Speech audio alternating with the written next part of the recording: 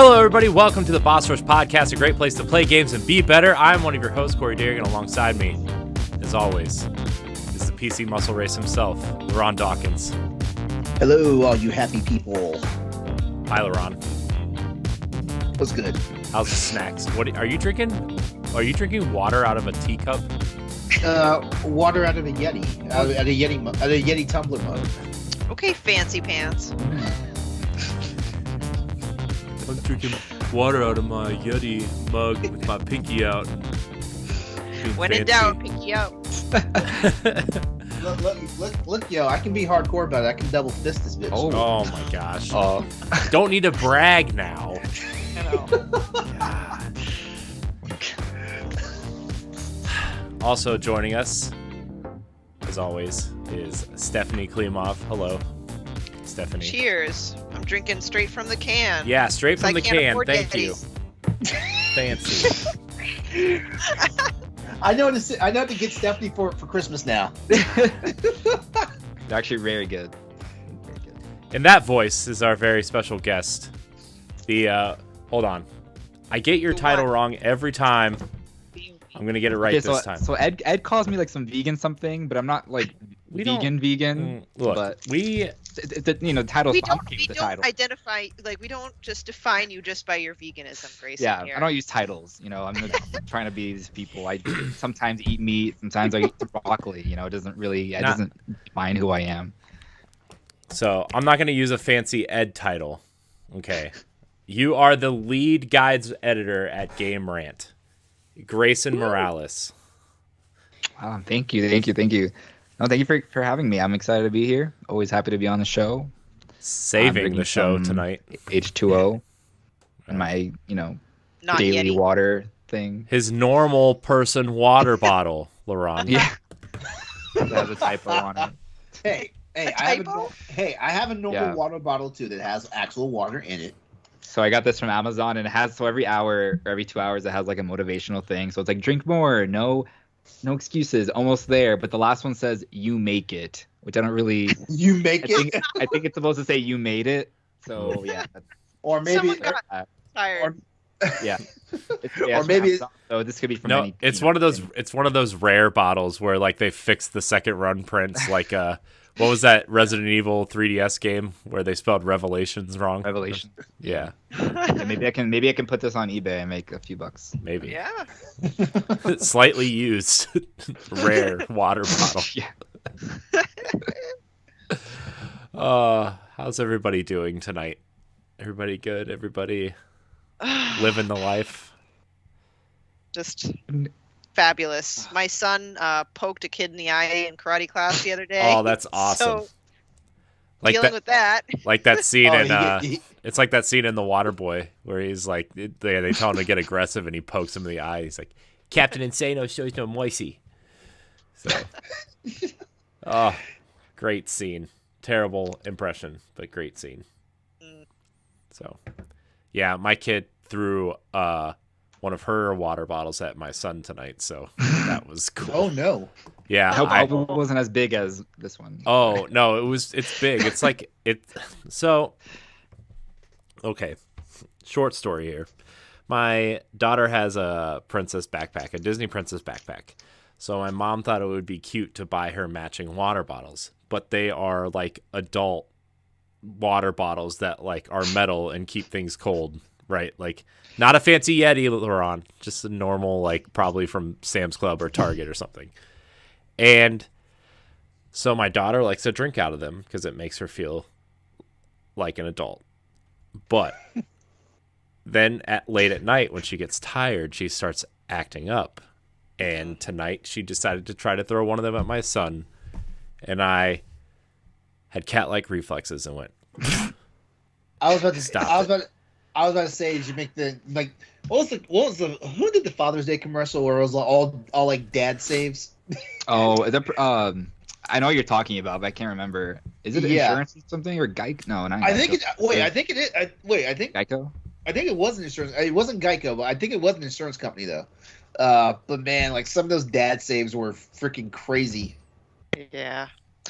Your daughter's got one hell of an arm. Maybe she'll do well in sports. Because wasn't she the one that also chucked your Switch in the past? And broke it. She threw it across the room. She just loves to throw things. No, she was. I was trying to like show her like Yoshi's Crafted World, and she was enjoying herself, like running back and forth and jumping and like, oh, look at the dinosaur, he jumps, whatever. And then just literally out of nowhere, she's like, whoosh, a little too excited. and it went all the way across the room. And now my case has a crack in it.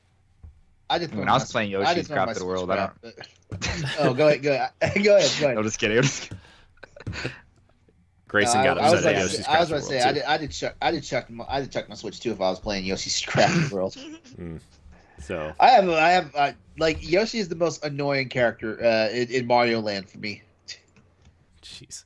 He makes way too much noise. They all have like one noise that they each make. No. Come on. What's the noise? Like, okay, is especially in Yoshi's Island. When something hits him and he loses track of the baby, that noise. Oh yeah, that is annoying. It just means you're not good enough, LeRon. You know, if you're good enough at that game, you'll never hear the baby cry. Okay. No, it's not the baby. It's not the baby crying noise. It's the noise he makes. It's like a. LeRon, didn't you swear in the chat that you were not going to complain about Nintendo tonight? I haven't said anything about Nintendo. We're I haven't said 7 minutes in. I haven't said anything about Nintendo. You just complained about the crying baby in Yoshi's Island. That's not Nintendo. It is Nintendo. That's Yoshi's Island. Which Nintendo made. Okay, just because they made the game. I didn't say Nintendo made a bad game because I love Yoshi's Island. I'm just saying Yoshi's like the most annoying character. I would love to do a feature on the ranking of every Mario character and their annoyingness. No, let's collab on that. I just want to read the message in our host group chat from LeRon right now.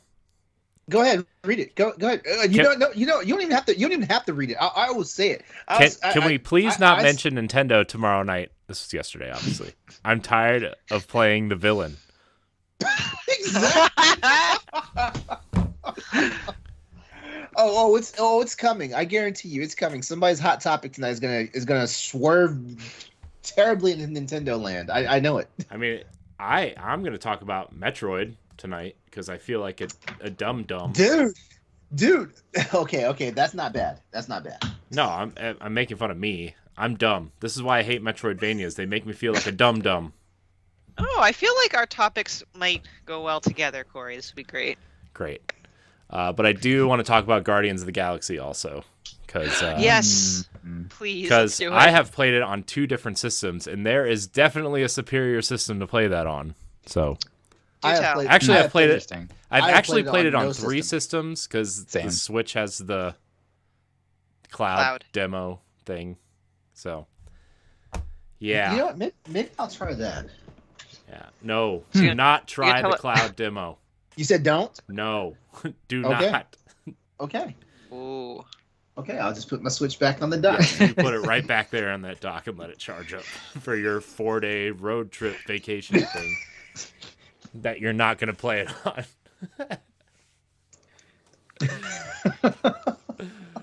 Oh. Man, so now we know. So now we know which version Corey does not recommend for players. There's actually we'll get there, but I don't know. So before I do the housekeeping, do we need to do the housekeeping? Do you think we need to do it? Because there's been some feedback that we shouldn't because it just delays the show.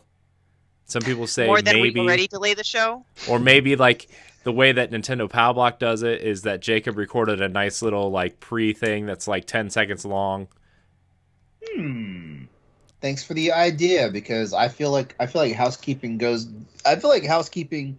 Actually, I blurt through housekeeping so fast on Crossroads that I've time stamped it. It literally only takes like 1 minute and 10 seconds. 1 minute and 10 seconds. Jeez, what are you doing? Well, I talk. Well, number one, hold on.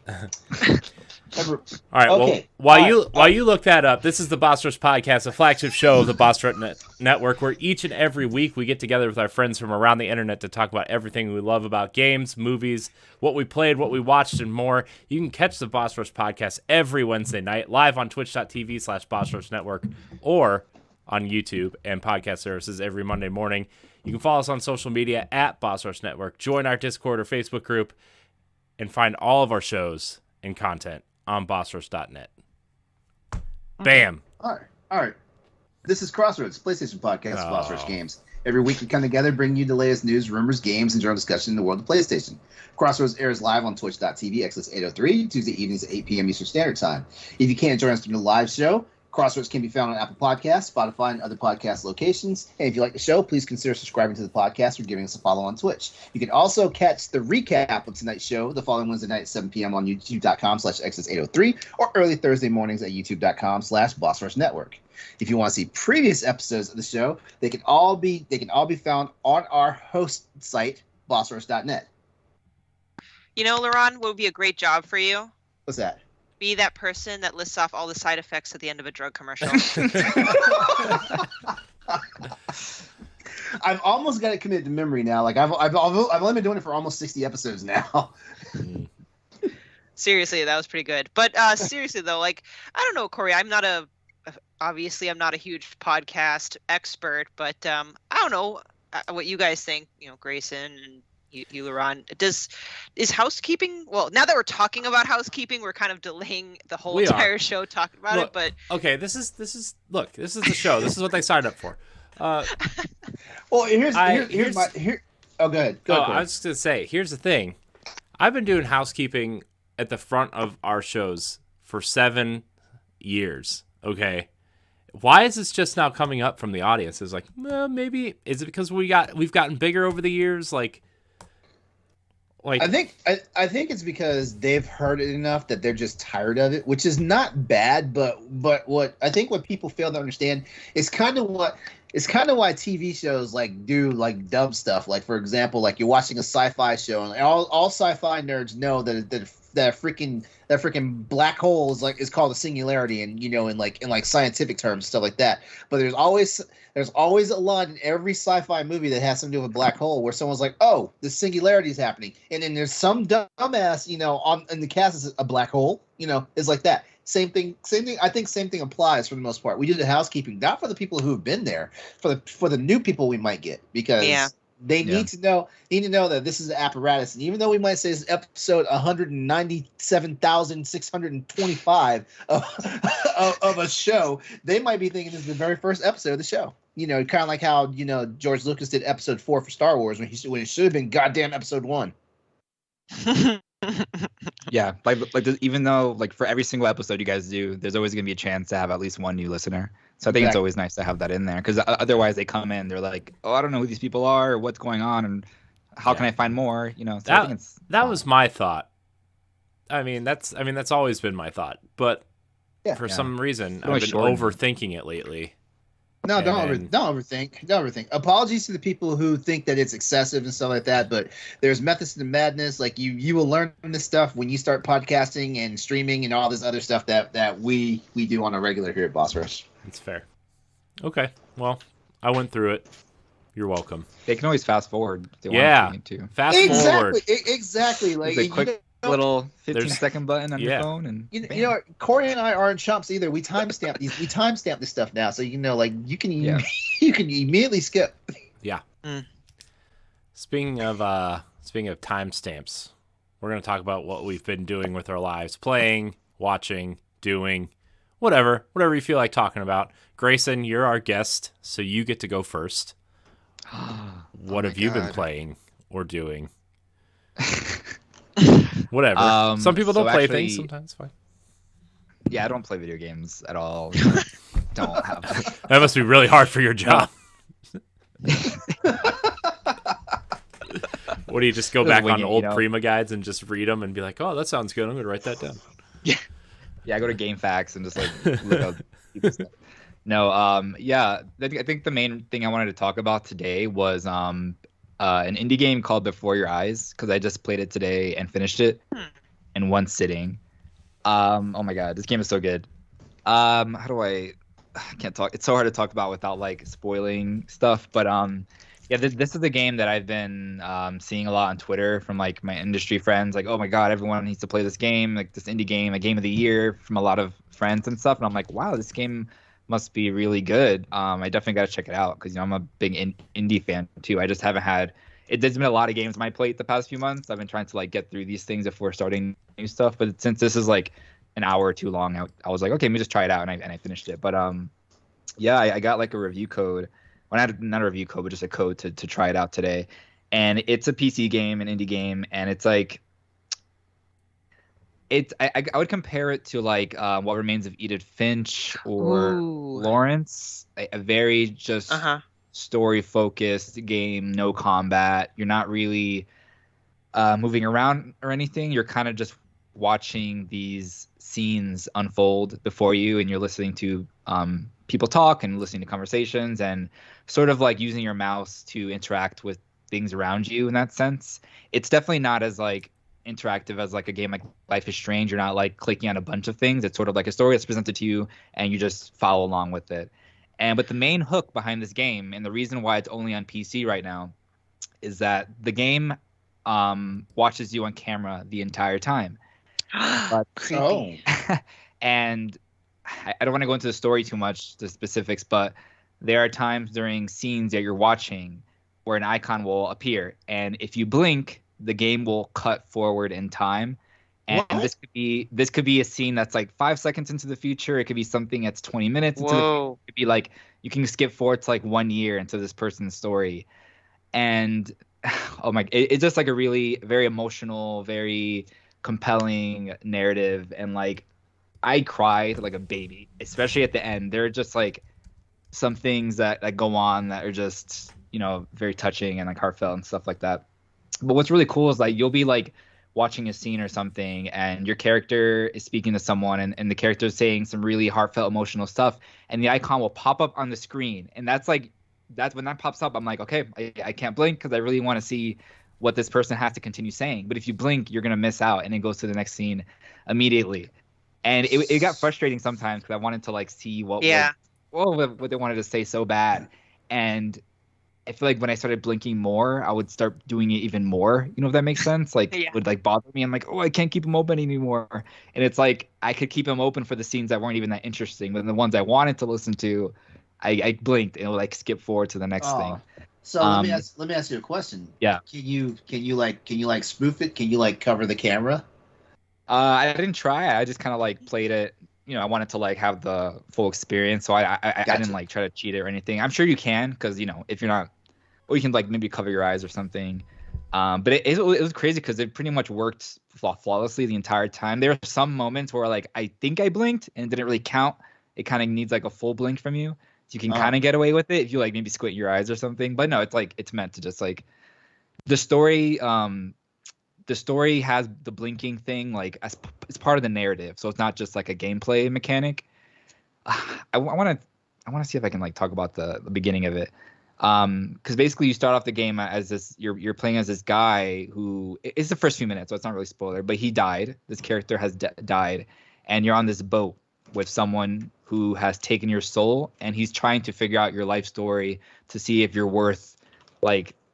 Basically, see if you're worth like going to like a higher place, essentially like a heaven equivalent. So he's like, okay, let's go back in time and see who you are and what you've done and why and what your story is. So you can see like if you're worthy for going to this higher place after death. You just see this person's story unfold and what they went through and stuff and how they died and their family issues and things like that. And it's just like it's really good. Like definitely one of my favorite games this year now, like top 5 for sure. I wouldn't say it's my game of the year, but it's like it's one of the best indie games I played. And I don't think I've ever played an indie game. Like Florence is the game that made me cry too, but this game, like the ending specifically, is very like very emotional. So I totally recommend it. It's only on Steam right now, but you can play it on Mac too, because I have a shitty like MacBook Air, and this game ran fine on the lowest. Yeah. Okay. So Yay! Stephanie, you can play it. Yay! I think it's like $10 too. So yeah, totally recommend it. It's so good, really good. Sounds like it's right up my alley. And at first, the camera thing creeped me out, but now I think that's a pretty cool game mechanic. Yeah. Yeah. Like get some tape and like tape my eyes up. Yeah. I was looking up reviews to seeing what people thought of it, and I saw a lot of people criticize the camera thing, mostly because I guess there was like issues with it not working properly, technical errors. I didn't have any issues with it. It worked like I said, like flawlessly. But yeah, highly recommend. And besides that, I don't really want to talk too much about the other games I'm playing. I finished Kenna, Bridge of Spirits the other day. I've been working on that game for like since it came out, like slowly taking my time.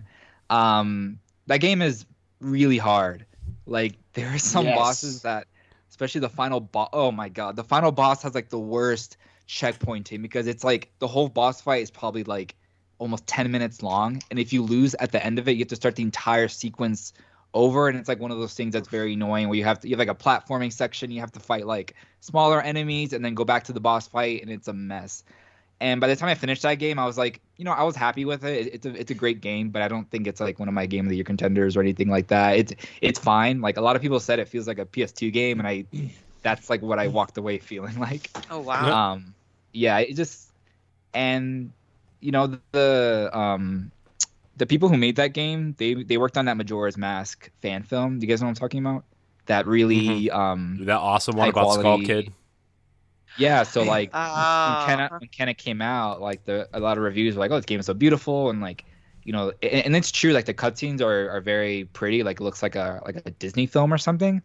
But for some reason, for me, like the cutscenes and the gameplay felt very disconnected. So I couldn't tell you anything that happened in that story. I had no clue what was going on. I don't know what. I couldn't tell you anything. So that kind of like dampened the experience for me. I don't really know why it happened or what caused it, but yeah, that game is I still recommend it. It's pretty good, but yeah, those are my other issues with that. Yeah, and besides that, I've been playing like a little bit of Genshin Impact. I've been playing Pikmin Bloom, Smash Brothers, Monster Hunter, just going back to those. Yeah, what about you guys? Nice. Stephanie, you want to get this Guardians talk out of the way? Because it's like so yeah, well, yeah, I'll just like say my quick other bit. So I downloaded Alien Fireteam Elite because I know Lasby wants to play. So I'm gonna do it. I will heavily disappoint him with my horrible shooter skills, but I'm excited to play it. And I'm finally starting to watch Squid Game. I know I'm so late to that show, but I'm kind of that a person who I don't want to watch what's so hot and popular right now. Like, nope, I'm not gonna fall for that. I have that same problem. It like actually works against me, and I like boycotted it just for that simple reason. But I finally just caved and I decided to watch it, and I forgot that it's actually legitimately like a Korean show. So I kind of get the little Korean, like the Asian like acting humor and but beyond that, I'm like, damn, this is so good. Yeah, it's great. I love it. Anyway, I'm not going to go into that. What I want to talk about is Guardians of the Galaxy, which I pre-ordered through Target, the Cosmic Deluxe Edition. I did not get it till November 1st. I was so pissed. Ooh, but that's the worst. I played it on my PS4, and I don't know where to begin, Corey. Where do you want to begin? So, okay, so I'm going to preface this conversation by saying I played it on the Switch Cloud version, the Xbox Series S, and the Xbox Series X. I have to tell you that, okay, so I'll start with the Switch version because I played it for about a half hour and I was like, I can't do this. I wanted to just have an impression of it. It's so laggy. It's the worst play to play it. Please do not play it on Switch. I'm sorry. Just don't play it on Switch. And that was when you had like really good internet connection and everything. Yeah. And it's just and like, to be fair, like I played Control and I played Hitman through the cloud, and they ran pretty good until they didn't, right? Like, I mean, until your internet hicks up and then it's like, oh, what do I do? But man, Guardians is just not. It's not great. It's not great on Switch. That said, I downloaded it on Xbox Series X and S because I use my S to record and stream stuff, and I just put my X in the living room because it looks nicer and, well, Guardians of the Galaxy is the first game on between the Xbox Series S and Series X that I notice a significant performance difference. Significant. What? It is locked at 30 on the S at 1080p. Woo. Which is about what it runs on the Xbox One X. So, so I was like, okay, the Xbox Series S is just obviously a less powerful Series X. It's going to do the same things, just at lower resolution. Maybe the frame rate doesn't hit 120, but it'll be 60, right? No performance mode on this game on the Series S whatsoever. And let me tell you, it does not run great at 30. I even plugged my controller into the box to see if it was what is it? It just felt really unresponsive, and maybe that's because I've been playing Destiny and Halo at 60 and 120 frames a second, right? Like playing all these games at 60 frames. Wow, these are great.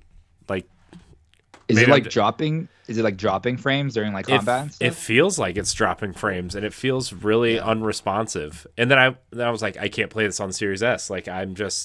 Maybe I'm spoiled. I got to try this on the Series X. Series X, super responsive, 60 frames. There's a performance and a quality mode.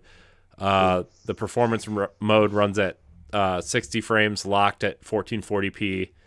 Really beautiful, really nice. The quality mode is 4K. I think it runs at 40 frames or something. It's not 60, but it's more than 30, somewhere in there. Wow.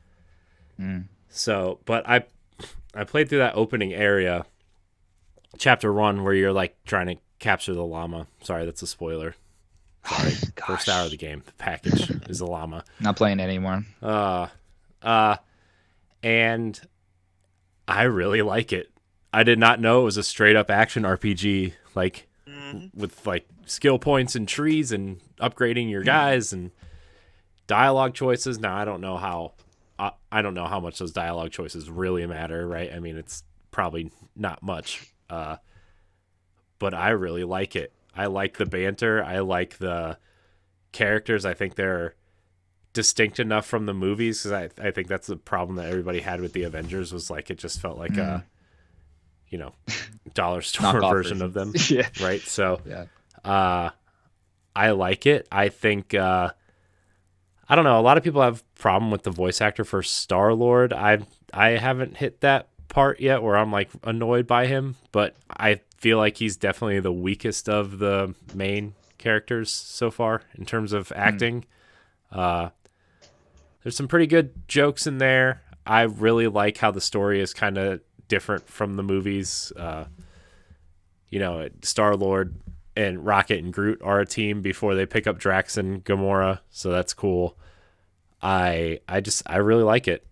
It's very beautiful in 1440p, 4K, both. It's great. I like it a lot.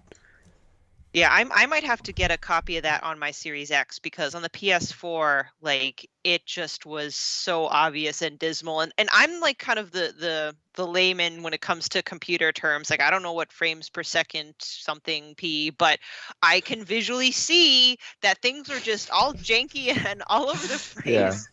Something ain't right here. Especially at the end of the fight, Corey, I don't know if you noticed when you're on the Series S, but when the blood, the goo splatters everywhere, it just it runs happening? at 10 frames a second. It's just it's why does it pick that time to load? That's really what's going on in the background. Yeah. And I know this is such a random thing to nitpick, but in the very opening of the game, it's a flashback to when Peter Quill was a kid, and his mom comes in the room, and her hair, the texture is so bad that I can't stop focusing on it than the actual game. Oh, see, it looks awesome. Her hair looks awesome on the Series X. It looks awesome. It's totally just, it's got the total texture of hair. It looks great. I I hope the PS5 version runs, just as fine as the Series X. Yeah, Yeah. I want to talk more to Block. He's playing it on the PS5, so I want to compare notes because again, I'm not super picky about like the techie stuff because come on, I've been primarily a Nintendo person all my life, but it was just that bad. It was so noticeable and very jarring to me. But that being said, like along with what Corey mentioned, like the colors are vibrant. I love the characters. Whoever Drax is, like perfect. I love Drax. I know. The thing that he says, the banter is amazing. It's the Drax voice actor is just different enough from Dave Bautista to be distinct, but just as dry in a different way. Yep. And it's so good. Cool. It's so good. And great soundtrack, because part of the reason why I got the Cosmic Deluxe Edition, because usually I don't like to pay too much for these deluxe editions because generally you don't get the money's worth for what they charge, but they give you like a key to have the soundtrack because the music is just banging. I love it. Yeah. Combat's fun. So much to do. It's a little chaotic for me in the beginning, but I love it. I can't wait to finish it. Yeah. There's this part where Rocket calls Drax a musclehead, and Drax just deadpan stares Rocket in the face. He's like, "My head is not made of muscle." It's just funny. It's so funny the way he delivers it. Oh, it's so good. So good. I would not recommend playing this game unless you play it on a current gen console or PC. Like, it's just, even the Series S, man, I was really disappointed with the performance. And I was like, it really made me think like maybe the Series S isn't a viable long-term solution. Maybe there'll be an optimization patch. Maybe there'll be something coming in the future for it. But right now, with no performance mode, I was shocked actually at how bad it was running on the Series S. So, see, I want to get those comments from you to put in our review. So yeah. Just heads up, we're writing a review. What? Spoilers.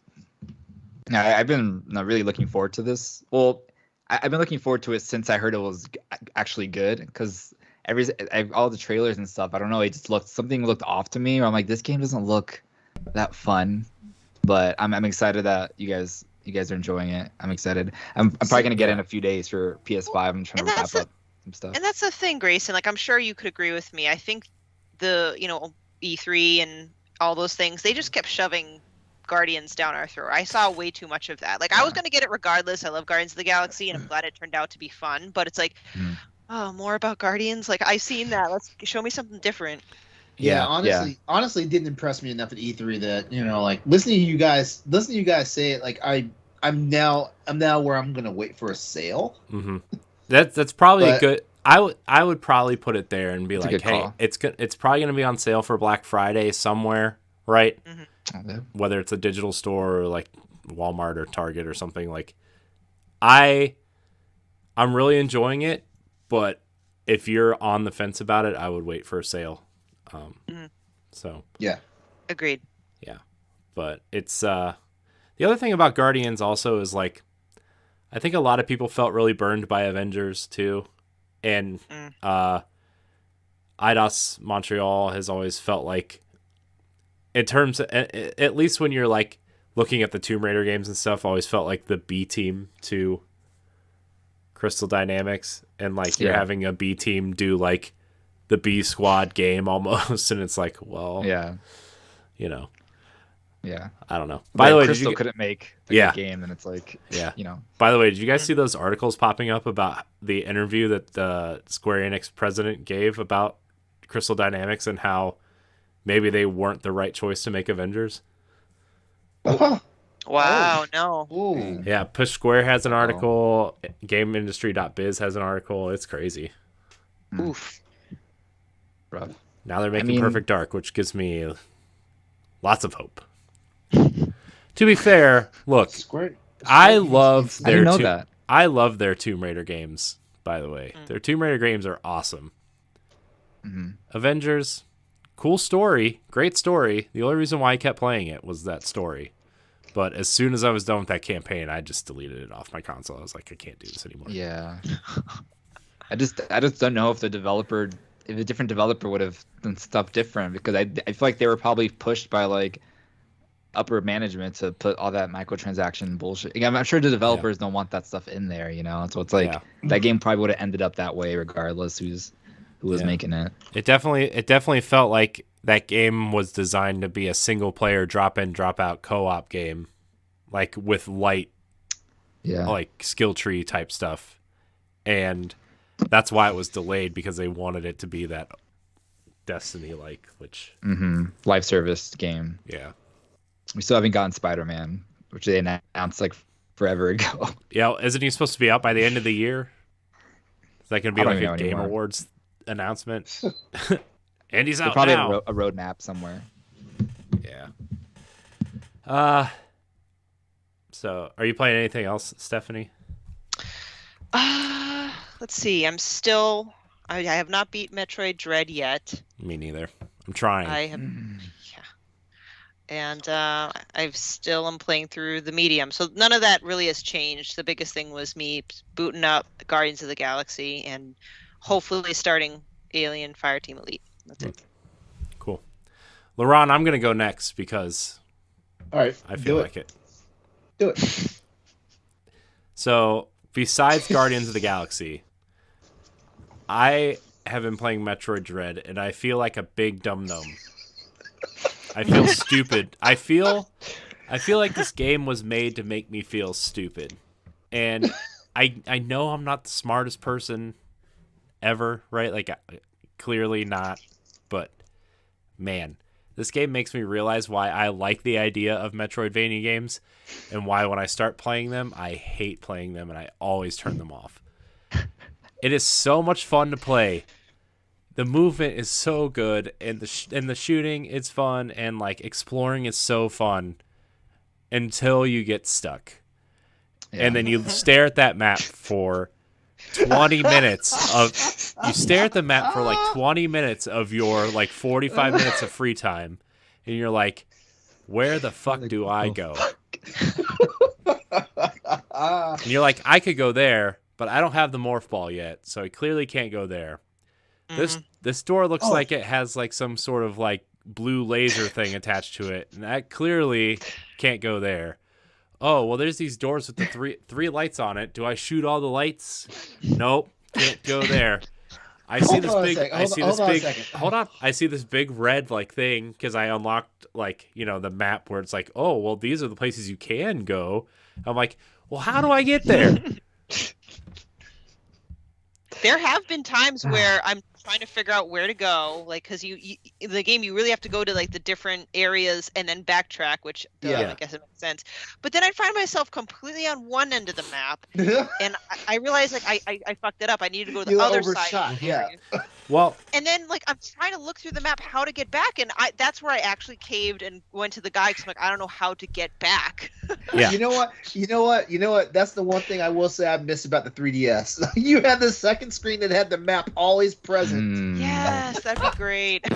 Here's the thing. Like, I'm like, there's this whole area at the beginning part. Like, okay, so I'm gonna make myself look like an even bigger idiot to the world right now. Okay, I've played this game for 4.5 hours, and I am still in the second area because I don't know where to go. I saw Grayson's eyes just light up like, you must be an idiot if you're At first, I thought you were going to say, because I think when you get to the second area, you're just like stuck in a room and you have to like shoot in a random block on the left side of the wall. I thought it was like, I don't know if you're stuck there. If you got that's probably where I'm stuck at, because I have not shot a wall yet. You can like go to the right, and I think it's like a morph ball shooter, like exit, and there's nowhere else to go. And then it's like you just shoot the left. I'm booting up the game right now so I can look at the map to see exactly what. I wrote a few Metroid guides for work. So you want to write another one so I can finish this game? Speaking of the morph ball, Grayson, because you beat the game, right? Yeah. It's a crime against humanity how late in the game they give you the morph ball. I know, it's crazy. I mean, that's the thing with Metroid. It's like at the beginning you feel so helpless, and you're like, I don't know how to open anything. And then once you get an item, you're getting stronger, and you're getting more powers. You get more and more stuff, and you're like mastering the map, and you're like, But like Corey, like I got stuck like every fucking like 30. Every time I got a new power, I was probably stuck. But instead of like looking, I would usually just like collect items. And I was just like, okay, I'm just gonna explore, and then hopefully whatever I need to do will just pop up, which is usually what happened. I'm like, oh, I haven't killed this Emmy yet, or like, oh, I just found like the way to the next room, because I ended up 100%ing the game too, like a little bit after beating it. Oh my god! Man, my god! It was so much fun. Thank you for bragging. Thank you for bragging. Oh, I mean, it took me like 11 hours, I think. Oh, actually, good. That means I'm almost halfway done. Actually, I don't know if you spend a lot of time looking. Actually, I did jump on your tweet and shit post about that because you put it up there, and I was like, "Oh wow, I feel like a dumbass now." I mean, I don't know. I spent a lot of time like running around, like I said, but I was like getting items too, so I was kind of like 100%ing it at the same time while. I had to write a review for this game, and I was getting so frustrated because like it seemed like every time I make some headway, I'd get stuck or lost, and it was really messing me. I was like, I need to get. I got the game on a Friday, and I was like, I want to have the review out by next Friday, and I didn't get the review done until Saturday because I was like, this is pissing me off. One of the only. But you know what else cheesed me off? Like it cheesed me off to the point where I was like, you know what? Because I was doing my best to try and play this game in handheld mode, and eventually got to the point I just dropped it back in the dock. Yeah, I just dropped it back in the dock and just picked up the Pro controller. And I was like, you know what? It was the boss fights actually. The boss fights were just killing me like in dock mode. I mean, you're usually shooting like over and over again, pressing the same trigger. Like, oh my god! And the boss fights are usually pretty long, or you're repeating them because you're dying all the time. Yeah, and especially in the final boss, like that was. Oh god! Crazy. Oh yeah! Good old Ravenbeak. Yeah. This game makes me feel real dumb. But now that you said I have to shoot a thing in the ceiling, I just looked at the map and I think I know where I'm supposed to go. Yes. So maybe I'm not sure. Wait! The game should have taught you about those exploding blocks yet, right? They did, but there's also the ones that literally had like a little heart inside. Yeah, no, I know, I know that. Okay. I'm talking about just like shooting random blocks in the ceiling, like. Yeah. Oh, God, you just kind of have to get used. You have to get used to just like shooting in every room because if you're stuck, that's usually it's like just something random. That's why I love when you get the item that there's a power up that lets you see like different blocks in the room. Aeon. So if there's invisible blocks, you can use the item and see things, which is very helpful. What's that item you told me to find, LeRon? The wide beam. Yeah. Where it shoots 3 lasers. Yeah. I'm gonna have to go find that. Actually, after we're done recording. wait. If you're might be later. It's. I think it's later compared to like because like you will see some things that need certain power ups that you won't get till later. Like for example, like you see a lot of places where you need the morph ball, and the morph ball is like something you get 60% of the way through the game. Like it's like I said, it's criminal that they give it to you so late in the game, given that the morph ball on damn near every other Metroid game is the first thing. It's literally the first thing you get in Metroid 1. Like it's literally the first thing. It's literally the first thing you get. It's literally the first thing you get in every Metroid game. There's like 3 or 4 power-ups tied to the morph ball in Metroid Dread at the end. Like you're just getting, it's like, oh, you got another thing for the morph ball, and another thing, and another thing, and another thing. You're like, okay, now I can go anywhere, And shoot, if I'm not mistaken, in Metroid Prime, you didn't even have to find it. She automatically had it. Yeah, you just had it at the beginning. Oh yeah, right. Metroid Prime, man, that is a great video game. They need to bring it to Switch. Yeah, they do. Grayson, blink twice if you know something. I'm actually calling an Uber for my boyfriend because he's at work and his car is currently messed up. So, no. Yeah, it's okay. Thank goodness for Uber. I mean, what did we do like 15, 20 years ago? Stuck our thumbs out and hailed a cab, or whistled and hailed a cab and stuck our thumbs out on the side of the road and just prayed somebody would stop. and the person that stopped would be the one that took our life that day. For real. I lived in Amish country. Nobody was picking anybody up. So. Not even. Wait. So you telling me those people with the horse-drawn buggies? I thought they had like a rule, like like take care of fellow man and stuff like that. No, only ones with horses and beards. Okay. So. I really don't know how the Amish work. I just know they don't use technology. So unless it's not theirs, then they can use it. I did learn that. So random. I know.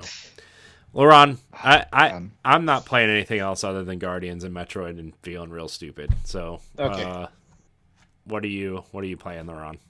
Well, the only thing I've played recently is more Dead Space. I'm over halfway through the first Dead Space game, and like I promised everybody on streams and on different podcasts and stuff like that, because the Dead Space Roses was my October stream for Twitch. I told people because it got to a point where I got so busy that I couldn't just be on the stream whenever I wanted to playing it. That even no matter what happened, like I was going to continue playing on the stream. So Dead Space Roses is probably going to roll me out through the rest of the year. Just playing more Dead Space. But beyond that, I've been catching up on some shows like Young Justice just came back on a couple of weeks ago. They stealth dropped it actually because we've been looking for a date for a long time, and then all of a sudden, the same day they had a DC Fandom, this is the same day the first episode came out, and I didn't watch DC Fandom, so I didn't know the first episode was out. So, I'm sitting up here and all of a sudden I'm on Google at 11 o'clock at night. Everybody's like, here's what happened in the season premiere of Young Justice. Like, the fuck? What? Yeah. I just got through watching the more recent episodes of Young Justice and basically Young Justice, man, it's just so good.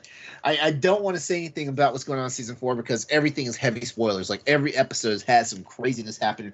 I don't want anybody to get mad at me and be all up in my DMs, upset because I spilled the beans and stuff like that. But what I am excited to talk about is a brand new Star Trek series started last week. A brand new Star Trek series started last week.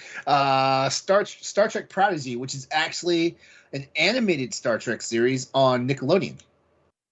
And Interesting. Yeah, and it is so good. I gotta say, in the 50+ year history of the franchise, I gotta say this is one of the strongest pilots, the strongest opening episodes I've seen for all the Star Trek series. And the cool thing about this is it's geared towards kids, but Trekkies like me, we're eating that show up. Oh my god, it's so good. Basically it's basically like a continuation of what happened after Star Trek Voyager, which that's the one with Captain Janeway for anyone that does not know about that. But basically it talks about some kids who are I'm just gonna say wayward, and they find a starship. And that starship just happens to be a brand new ship that was sent out into that area of space, and Captain Janeway's back. So I can't say enough about they actually aired episodes 1 and 2 together. So the pilot is 40 something minutes. It's actually worth the look if you got Paramount Plus. Or actually, wait, I just saw that the premiere they're running the premiere again on YouTube. I think it's tomorrow. Are the main characters children? Yes. Yes. Oh, okay. Yeah. Yeah. I mean, there are adults. Okay, so the Prodigy series premiere, they'll run the full episode tonight at 3 a.m. Eastern time. So it'd be available on YouTube tomorrow. Basically, for anyone who wants to watch it. Yeah. So you get the chance. As a matter of fact, just check out YouTube if you don't have Paramount Plus or you missed it on when it came. Actually, I don't even know if it aired live on Nickelodeon. I don't know. I think it's Paramount Plus. Yeah. Even though it says it's a Nickelodeon show, but all I gotta tell you is if you love other Nickelodeon shows like Avatar: The Last Airbender, Avatar: Legend of Korra, and stuff like that, it has that pedigree. Plus, it's Star Trek. So yeah, there you go. Interesting. Actually, I meant to ask this to a Trekkie fan like yourself. Have you seen the Orville? Yes, I have. Did you appreciate and enjoy it, or did you think it was kind of too? I do appreciate and enjoy it. My problem is I haven't actually devoted the time to actually watch it all the way through because it's only had 2 seasons, and technically the third season. I think the third season. I want to say the third season got kind of held up because of COVID, but also apparently Fox decided to drop it, and so Hulu's picked it up. So Hulu's been in production, but production has been I don't know when it's coming back on. Like it's been over 2 years now since we've heard anything real about. Yeah. About, I was and so into it. I'm starting to get afraid. Because well, basically, the Orville came out at a time when like there was no active Star Trek, so a lot of Trekkies like flocked to it because it's basically a love letter to Star Trek: The Next Generation, except it's basically American Dad and Family Guy meets Star Trek: The Next Generation. Me personally, I have a problem with satirical stuff in Star Trek, which is why the other animated Star Trek show, Lower Decks. It took a while for me to latch onto that one. I feel like they were doing way too many call outs to the show, and all I had to do was just be its own show, if that makes sense. But yeah, I actually like the Orville, but like fandoms can't ever enjoy a good thing when it's there in front of you. So everyone started fighting and stuff, and people are like, "Oh yeah, this is the next Star Trek." And I was like, "No, I was saying, no, you dummy. This is not Star Trek. Until it says Star Trek: The Orville, this is not Star Trek."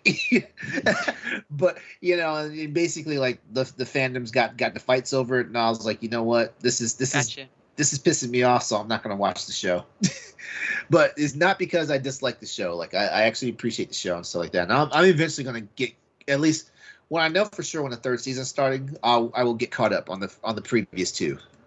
Nice. Yeah, but the Orville's good. It's got a phenomenal cast of actors. I mean, besides Seth MacFarlane, who's like a master of all trades. You've got Adrian Palicki. You've got Scott Grimes, who I loved him in ER and a couple of the other shows that he was in. What else? Who else? Crap. What's her name? The doctor. Yeah, she was the president of the United States, the first lady in like the first 3 seasons of 24. And she was also in Star Trek: Deep Space Nine. Penny Johnson. Okay. Yeah. Oh, you're better at names than I am. Oh. When they're attached to stuff that I love, I do that. I mean, because Adrian Palicki, she was a bad. I'm actually rewatching Agents of S.H.I.E.L.D. right now, so I'm in season 2 when her character is introduced. And a little trivia for you, like her character is Bobby Morse in Agents of S.H.I.E.L.D., but technically, like she was Mockingbird, who was one of Hawkeye's apprentices. Ah. Yeah. Interesting. Yeah. Nerd. So there you go. There you go. Hey. That's why I'm part of Boss Rush. Boss Rush loves nerds. It's fair. We do. Well, if that's all we're doing with our lives, we can get into some topics now that we're 52 minutes in to the show. Greysun, you're our guest. What is your topic? So forgive me if you guys have like talked about it recently. I'm not sure, but since I was talking about the indie game, I was thinking about like if there are any games that you guys have played that have made you cry or get emotional or anything like that. It got me thinking about like the list of games in my head, and I'm like, yep, cried for that one, cried for that one, cried for that one. I don't. Some people don't even cry for video games, but I was wondering if you guys had any things for that. For me personally, like I talked about it earlier, but Life is Strange is a game for me that I remember crying a lot, just at the ending, basically. Because that game has like 2 different endings, and I picked the one that's known as like the bad ending, but that's like my ending. So wait, you picked that ending, or you maneuvered? I mean, yourself yeah, to that? it was the one I wanted to pick. It was Okay. when I felt was the right thing to do. I don't want to be selfish. But that ending, it made me it's so sad because they're playing like a really sad song. It's like funeral happens and it's very sad. And also The Last of Us.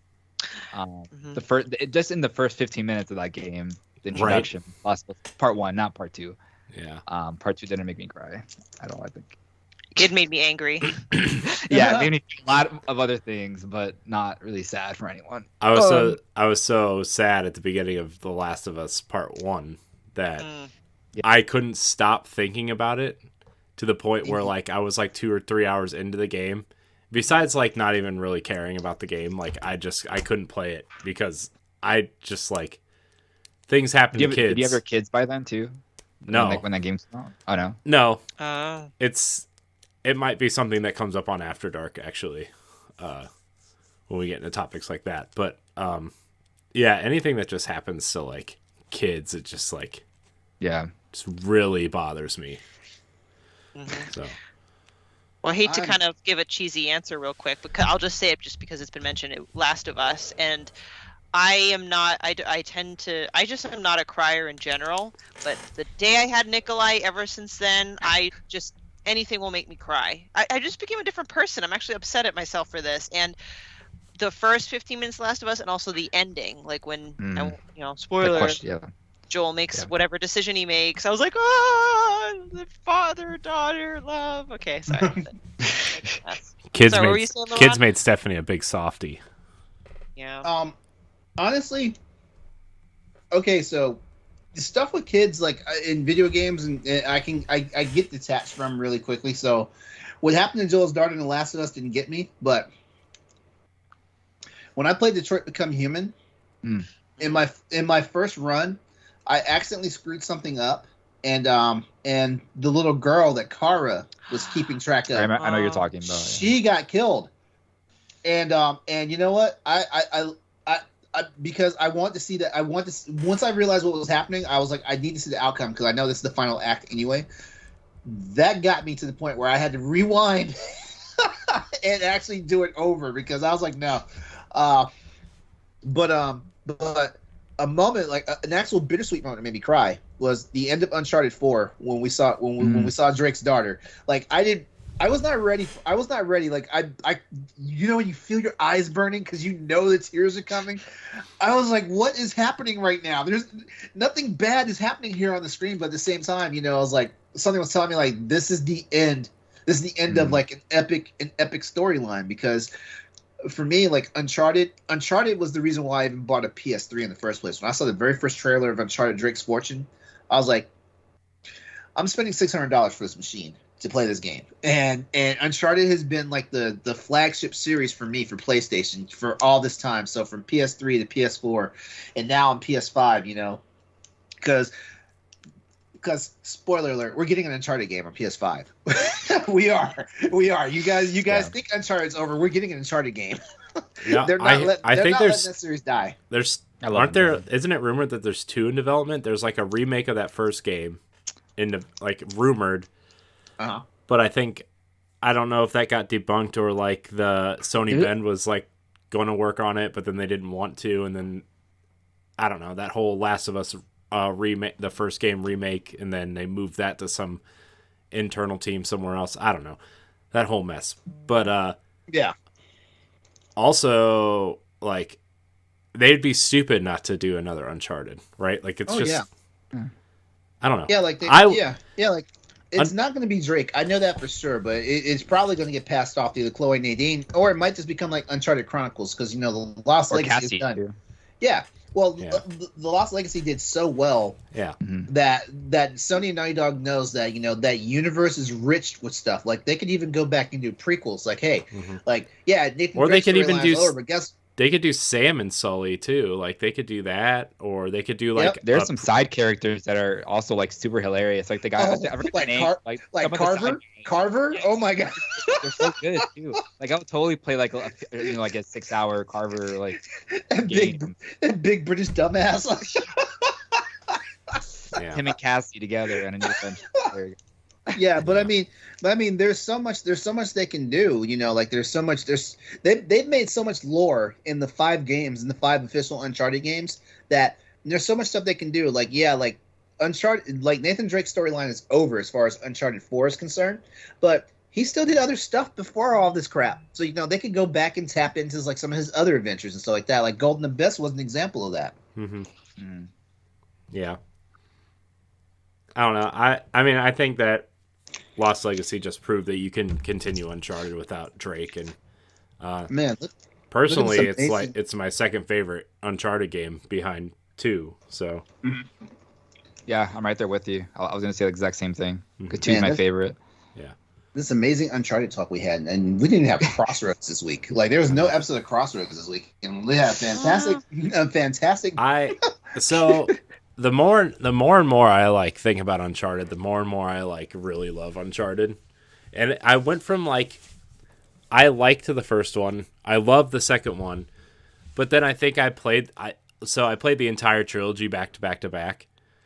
Oh, wow. And so like I think by the time I was partway through 3, I was kind of burned out, you know, and it just kind of left a sour taste in my mouth of like, oh, man, more Uncharted. But then like Uncharted 4 was like, it was really good, although I think it was probably a little too long. But then Lost Legacy was like the perfect length for me. I'm like, man, this is, if we could get one of these like every 2 years or every 3 years, God. like perfect. Yeah. Games. You know what? Crying. One game that made me cry? I recently finished it. Was Roki. It's a indie game made by Polygon Treehouse, I believe, and I didn't think of it as like a emotional, sad game, but it's based off of Scandinavian fairy tales and folklore, and you're this girl whose mother passed away. The father is, I don't know, they kind of allude to he's drinking himself to oblivion because of the sorrow from losing his wife, and she's kind of taken over the parenting role of her little brother. Her little brother gets kidnapped, and she goes into this mystical world to save him from this witch or whatever.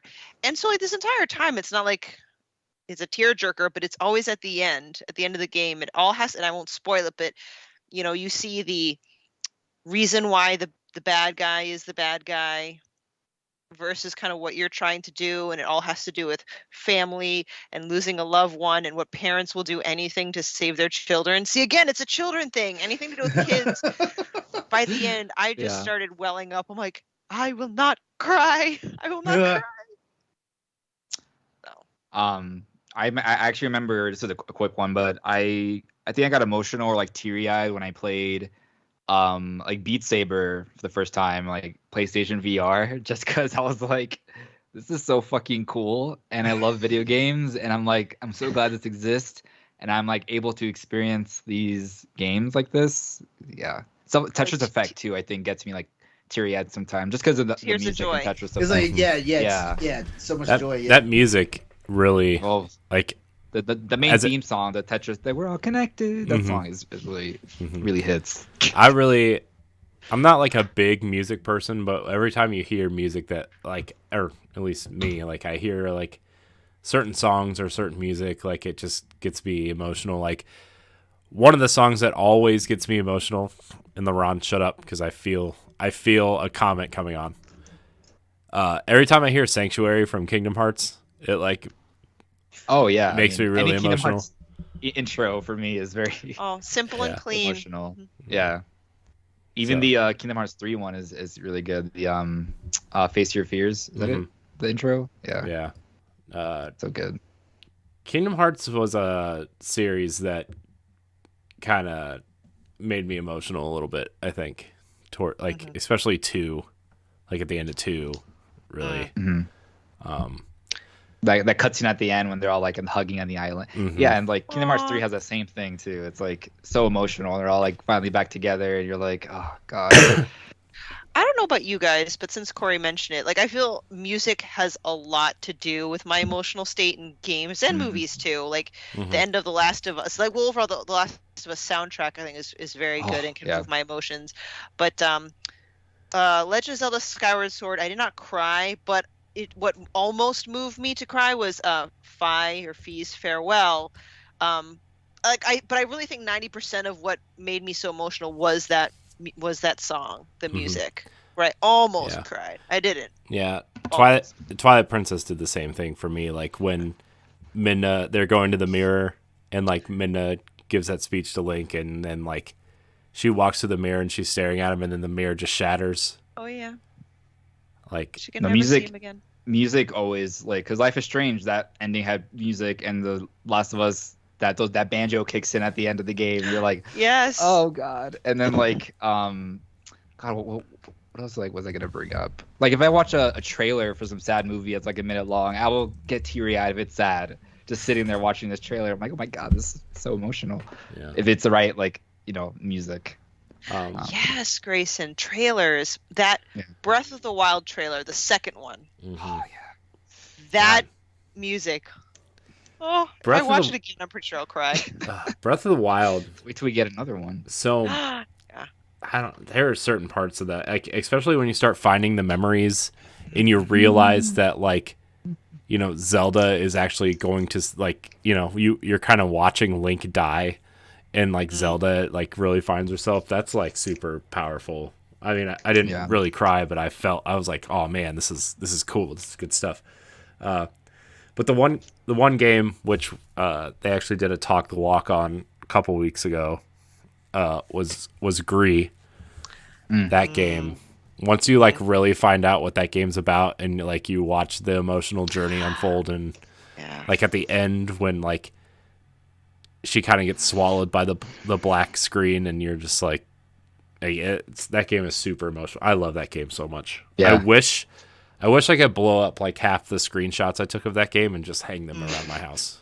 The game is so beautiful. pretty.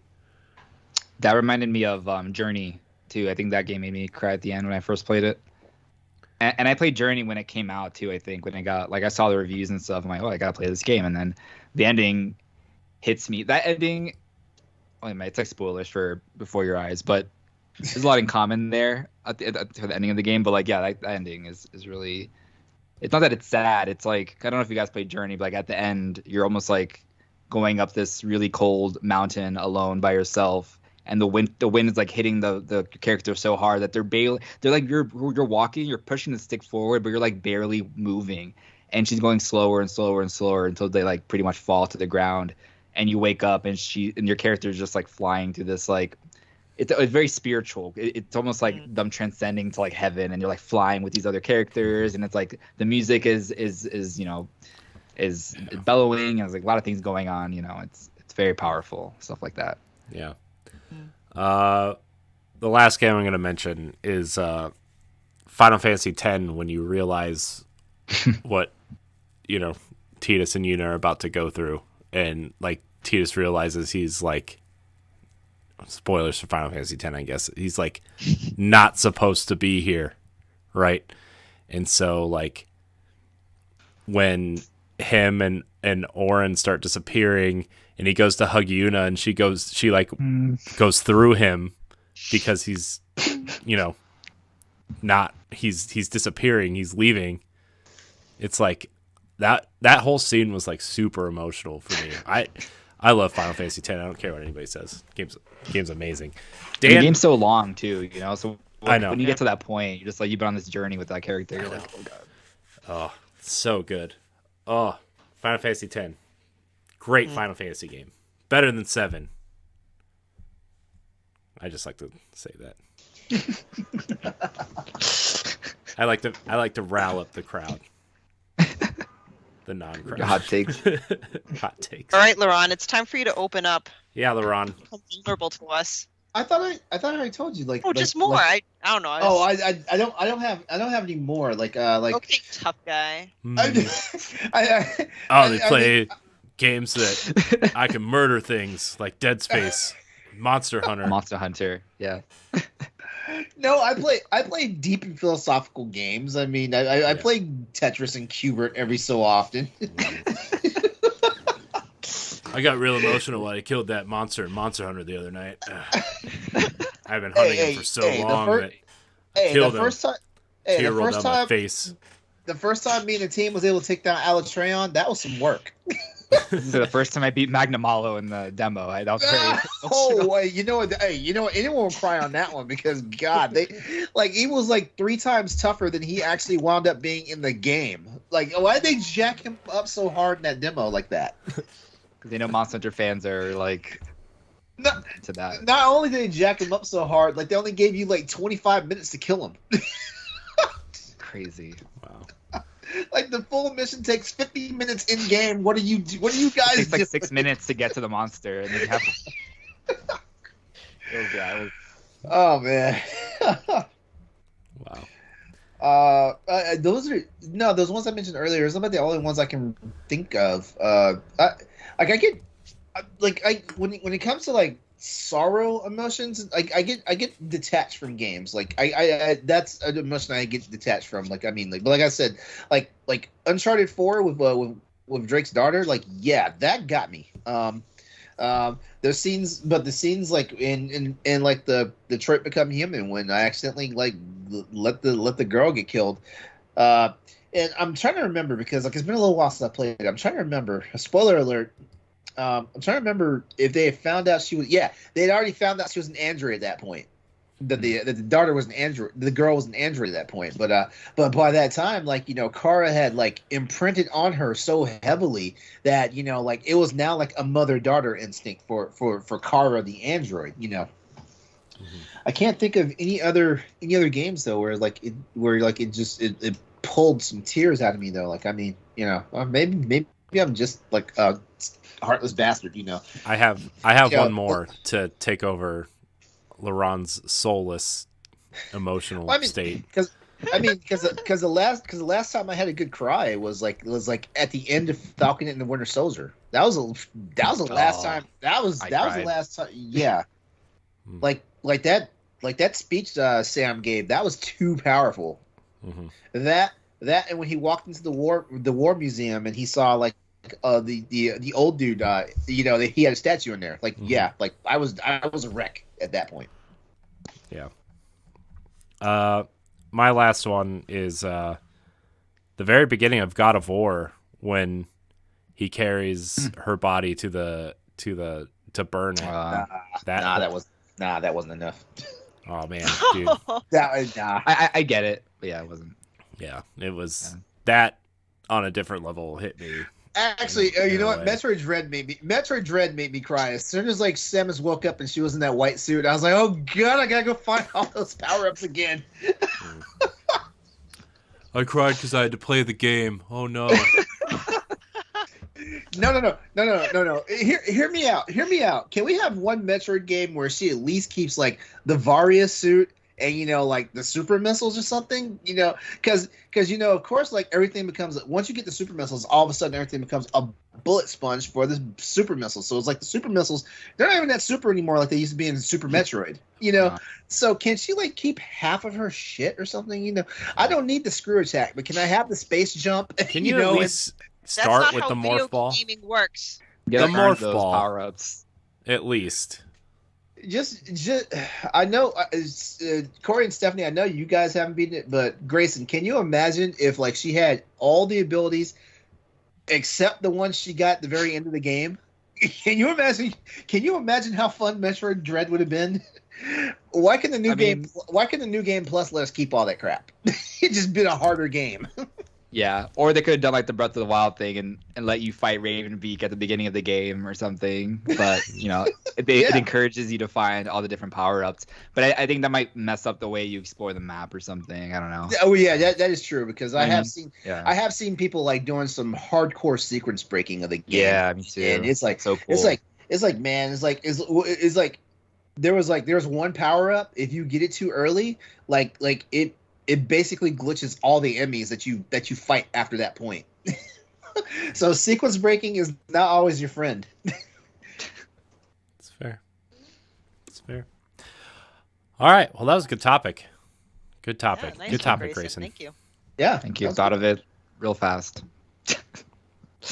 LeRon, what's your topic? All right. My topic is actually video game related. Which hero or heroine in gaming has left the biggest impression on you? Biggest impression. Yeah. Interesting. I'm surprised Corey didn't already offer up Master Chief. I'm surprised. Oh, or is that Josh Finney I'm confusing you for? I like Joe Halo. I'm not like the biggest Halo guy. I enjoy Halo. I like playing Halo. I'm not the lore guy. You want to talk about Master Chief, you just go to Colonel Panic and just or nerd journalist. Yeah, so oh wait, nerd is Destiny. Nerd is right now is Final Fantasy 14. Oh. So talk about a game that makes me want to cry just thinking about it. Jeez. Oh my God. Game is so big. I don't know. Man, I don't know, because like there's characters that have had an impact on my life, right? Like obviously Link and Zelda, like at some point, or Mario or Sonic, or like, but those are games that I know.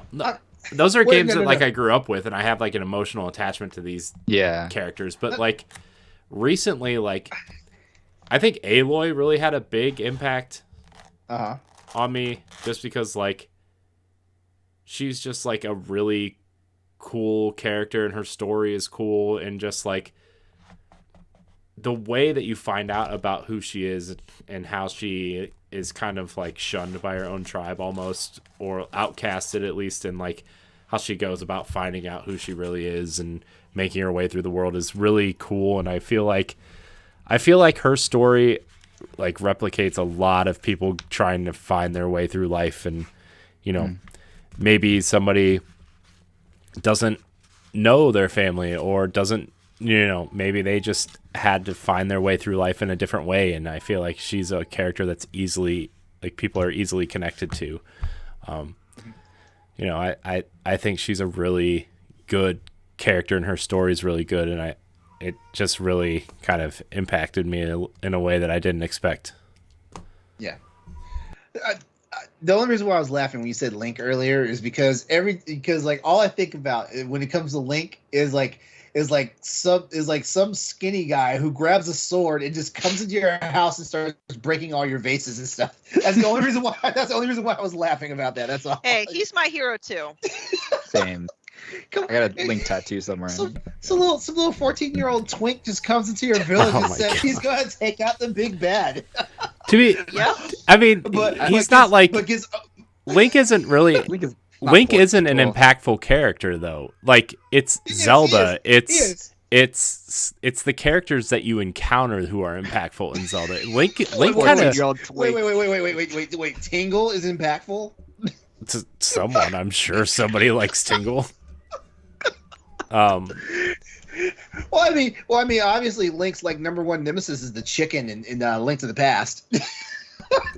I don't know. I feel like there's just characters in Zelda that are way more impactful than Link is, right? Like I feel like if anyone in that entire series is impactful, it's Zelda, right? Like, especially in Breath of the Wild, she's like Zelda's so cool in that game. So I hate to like make this go from like funny to being super serious, but I am a huge Zelda nerd. I write for another Zelda podcast. So I read through a book called The Psychology of Zelda. Yes, I actually bought a psychology book on Zelda.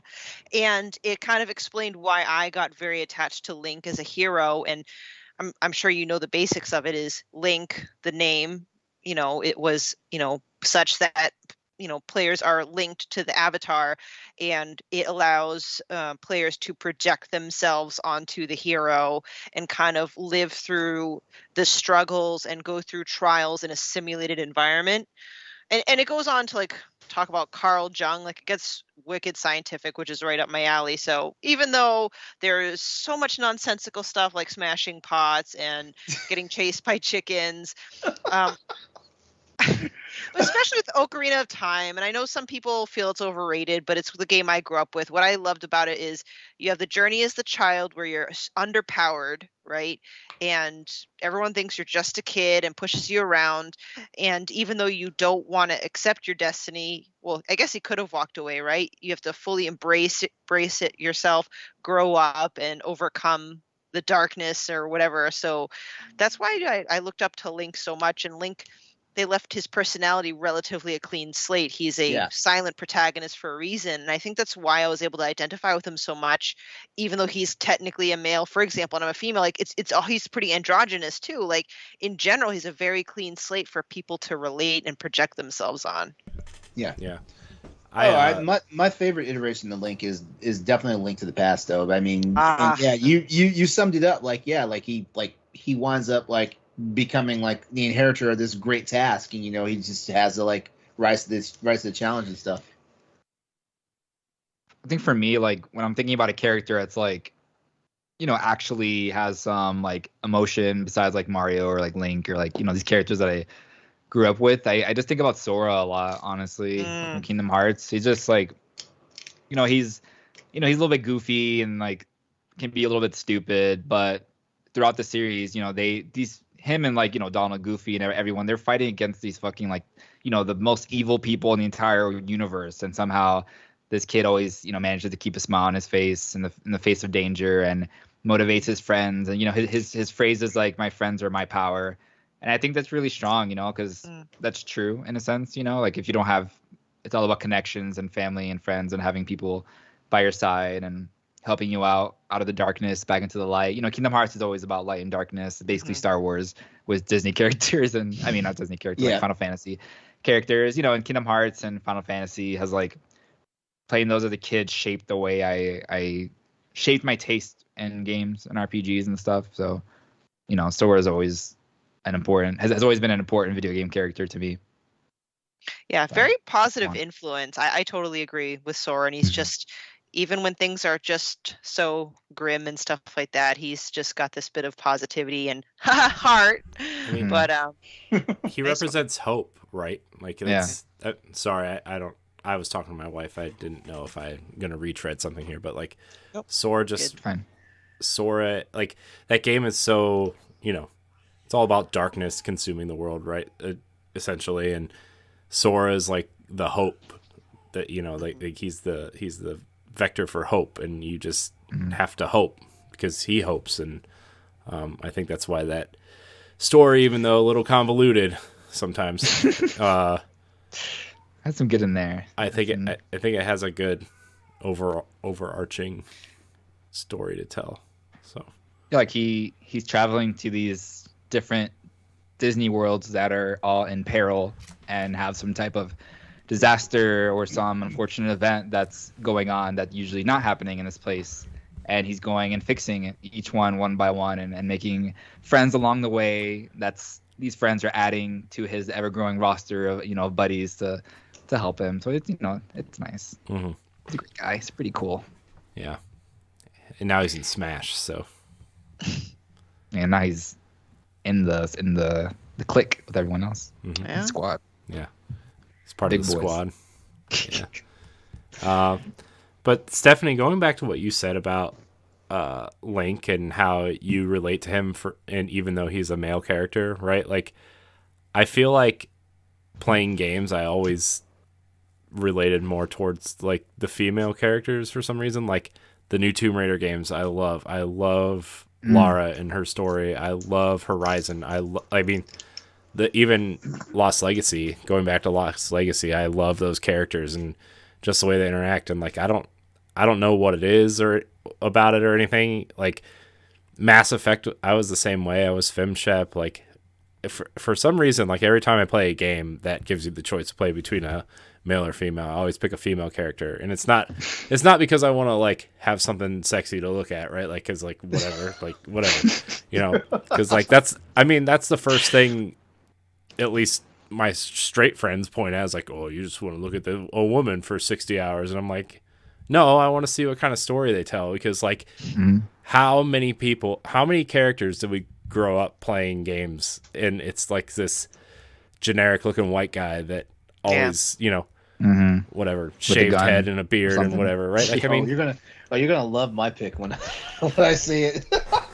Oh no. I mean, don't get me wrong. I love Nathan Drake, and I like Cole from Infamous, and I like all these characters, but it's just like I like seeing different stories, and I feel like when you see something from a different perspective, it's more impactful on your life. And even if it's dumb and stupid, like, I mean, I don't know. I just feel like seeing a story from a different perspective is way more impactful than seeing something that you're like, oh, I kind of look like that guy, so I must be him,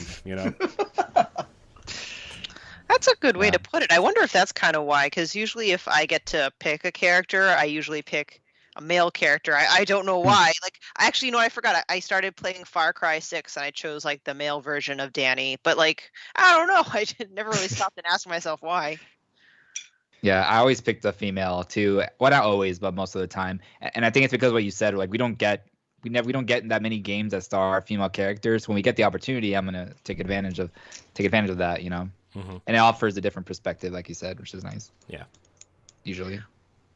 LeRon, do you mind if I mention just like one quick, more go for hero, because Go for it. I don't know. I feel like as much as I love Link, I just feel like it is kind of one of the most common answers. A more current game I really love and look up to, so to speak, is Jin Sakai from Ghost of Tsushima. Yeah. Yes.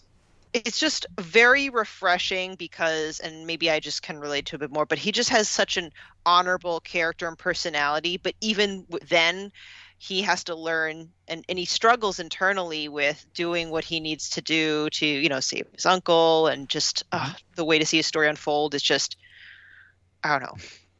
I admire that character so much. Yeah. It's always good when you see a character that you're like, you can latch on to, especially a character you're going to spend like 40 to 60 hours with at least. Right. So. Yeah. Yeah. Good topic. Yeah, LeRon, so who's your hero? Now I'm dying to know. It's actually Commander Shepard from Mass Effect. Yeah. Yeah. Honestly, but I had like a pretty big list of some of the most influential characters I can think of. Samus Aran is like one of the very first ones, but I've evolved with Metroid just as much as Metroid has evolved with itself and stuff like that. Samus is still one of my kick-ass characters and stuff like that. Like definitely, like it's got me to the point where I love sci-fi video games. But from Samus to Drake to Mega Man, like overall, like it wound up just being like Commander Shepard. And honestly, because if you look at the role, like Shepard, I'm not gonna say Shepard was like a blank slate, because like you get a chance to you get a chance to formulate his story before you get started, and then you kind of like construct and wind up making him what he is through your thoughts and actions and stuff like that. But the cool thing about it is it's one of those games where the narrative, gets you to the point where you're a hero or you're the non-villain. Because you can go totally renegade with Shepard and he still winds up being the hero.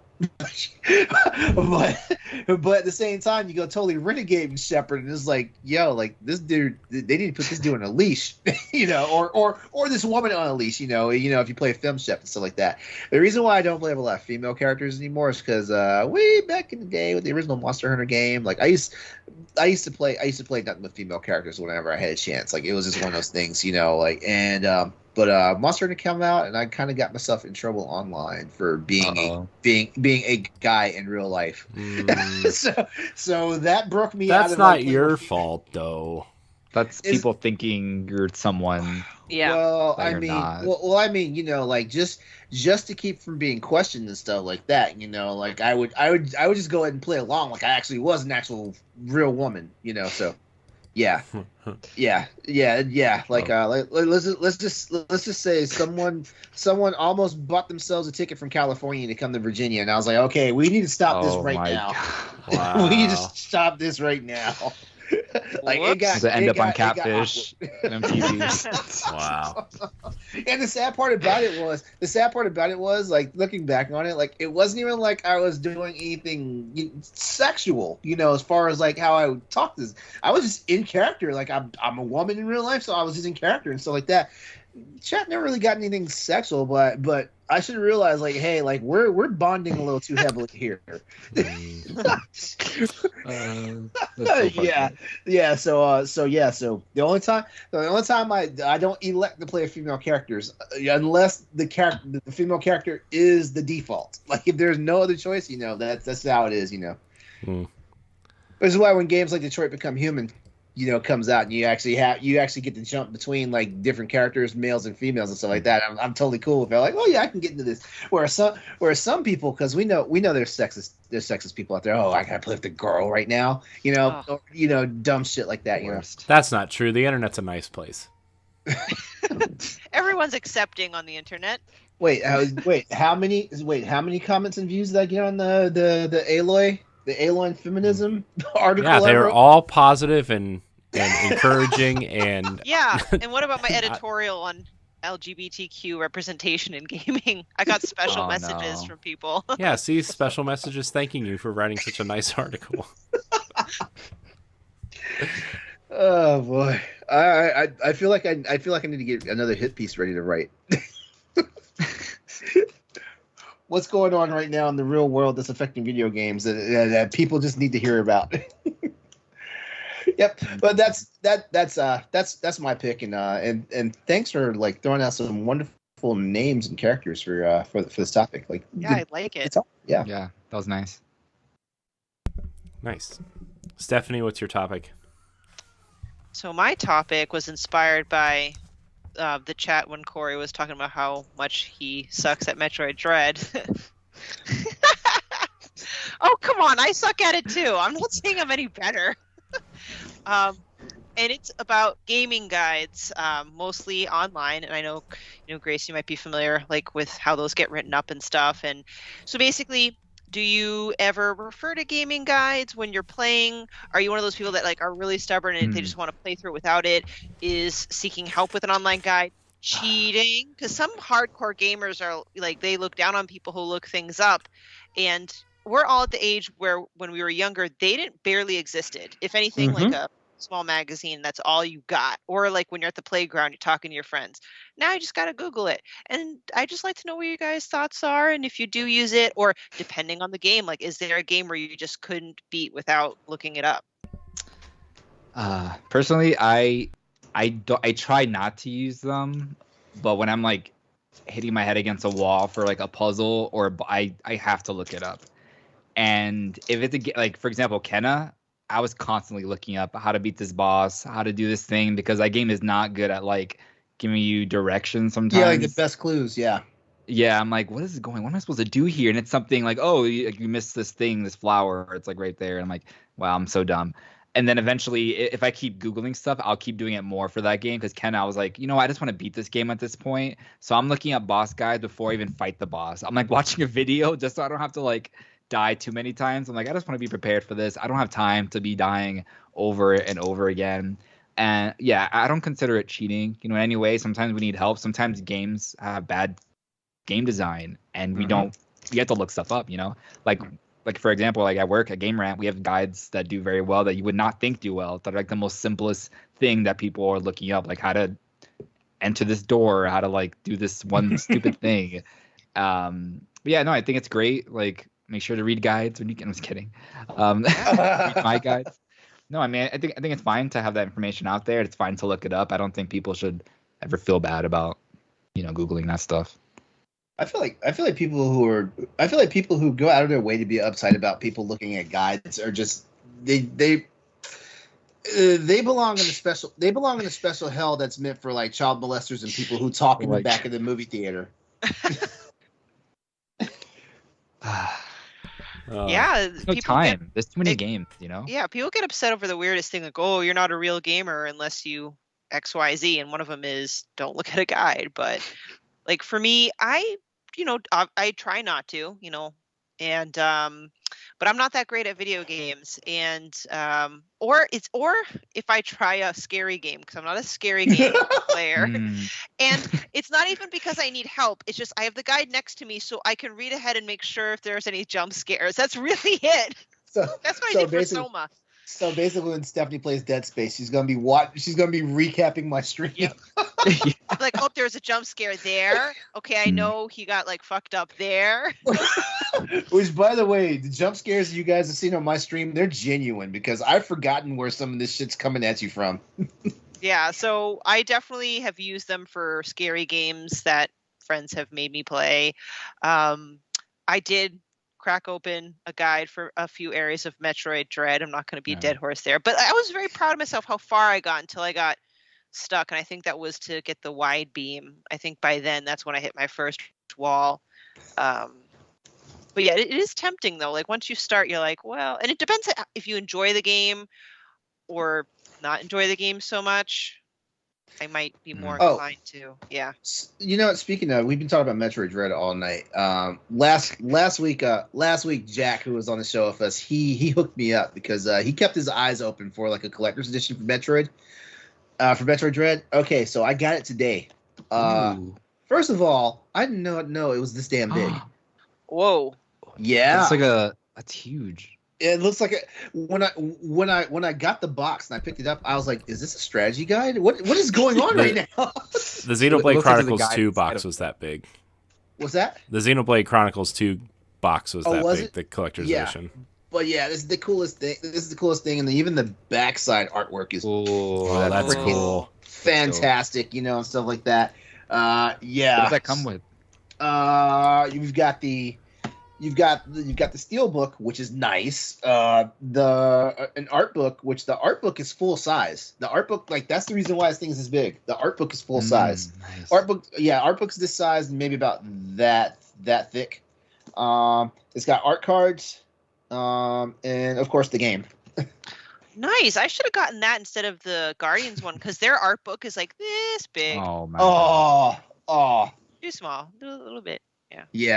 yeah, but yeah, like I was like, I kept forgetting to like mention something, and finally when you mentioned Metroid Dread again, I was like, oh, I need to show this right now. But also like going back to your whole like you had to look up some of Metroid Dread. Like I got sick and tired of being lost, and I went to look for what I was supposed to do, and I accidentally found the sequence break to get the gravity suit. Oh. Yeah. Interesting. So then instead of actually finding what I was supposed to do, I spent 45 minutes learning the sequence break trick to get the gravity suit. And my God, let me tell you, like the gravity suit, then you can go in the cold places now. And well, technically, Samus still gets effed up because, like, if you guys don't know, like Samus has Metroid DNA now, so cold stuff still affects her. It used to not affect her in the old games before Metroid Fusion, and now cold stuff like still f's her up, but not as bad. Mm-hmm. But yeah, so like as soon as I got the gravity suit, I was like, oh, hallelujah. And then still had to backtrack to find what I originally was looking for. Always. That's a nice sidetrack, though. Yeah. I'm looking at Metroid maps right now, by the way. I'm a fan of strategy. I'm a fan of strategy guides and online guides. Like when I was younger, yeah, like it took me a little while. Actually, Nintendo Power kind of spoiled me because Nintendo Power had this nasty little knack of releasing a full strategy guide after the game has been out for a while, because Nintendo Power is month to month. Like a game comes out last month, and then like after we've already angst over it and beaten the game, then like the full strategy guide comes out. Because God, who remembers Nintendo Power that had all the world maps to Super Mario 3? Like, man, that was one of the most epic issues of Nintendo Power ever.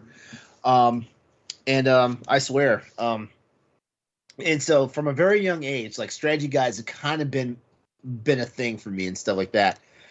But I mean, like I said, like people should not get uptight about that stuff. Some people do not have the time to I legit thought when I beat Metroid Dread for the first time, I legit thought that my time was going to be like over 18 hours, and I was shocked to see I was under 12. I was like, huh? I was like, how many times did I get lost in this game? Because it felt like I was in them caverns for like forever, and it was only 11 hours, stuff like that. Like some people have a threshold. This is also why some people play on the easiest difficulty. They just want to play and enjoy the game and get onto their next game and stuff like that. And that's also what strategy guides do. And so I'm a fan and I'm an advocate for strategy guides, walkthroughs, let's plays. Let's plays are fun. Yeah, I'm a fan of that stuff. Shoot, like, and also sometimes the best way to get good is to see what other people are doing, because like, for example, like the like all the counter tricks, like the first that boss that disappears on you in Metroid Dread, for example, when you slide under his legs, like as soon as you clear it, there's a counterpoint. But I didn't know that. So every time I slid under his legs, I was automatically getting owned by the tail. And then like That's happened to me. Yeah. And then I watched someone else do it later, and I was like, wait, every time you slide under it, you hit the counter button, and you get like this cool animation where you're basically blasting in the face with missiles for like 3 minutes. Mm-hmm. Yeah, sometimes people don't get full enjoyment out of the games that they're playing until they either like get a strategy guide, or they see a playthrough, or they actually just watch someone else play it. Sometimes it's just how it is. Why ruin people's fun? Wow, I sound like everybody that talks to me in the Boss Rush chat weekly.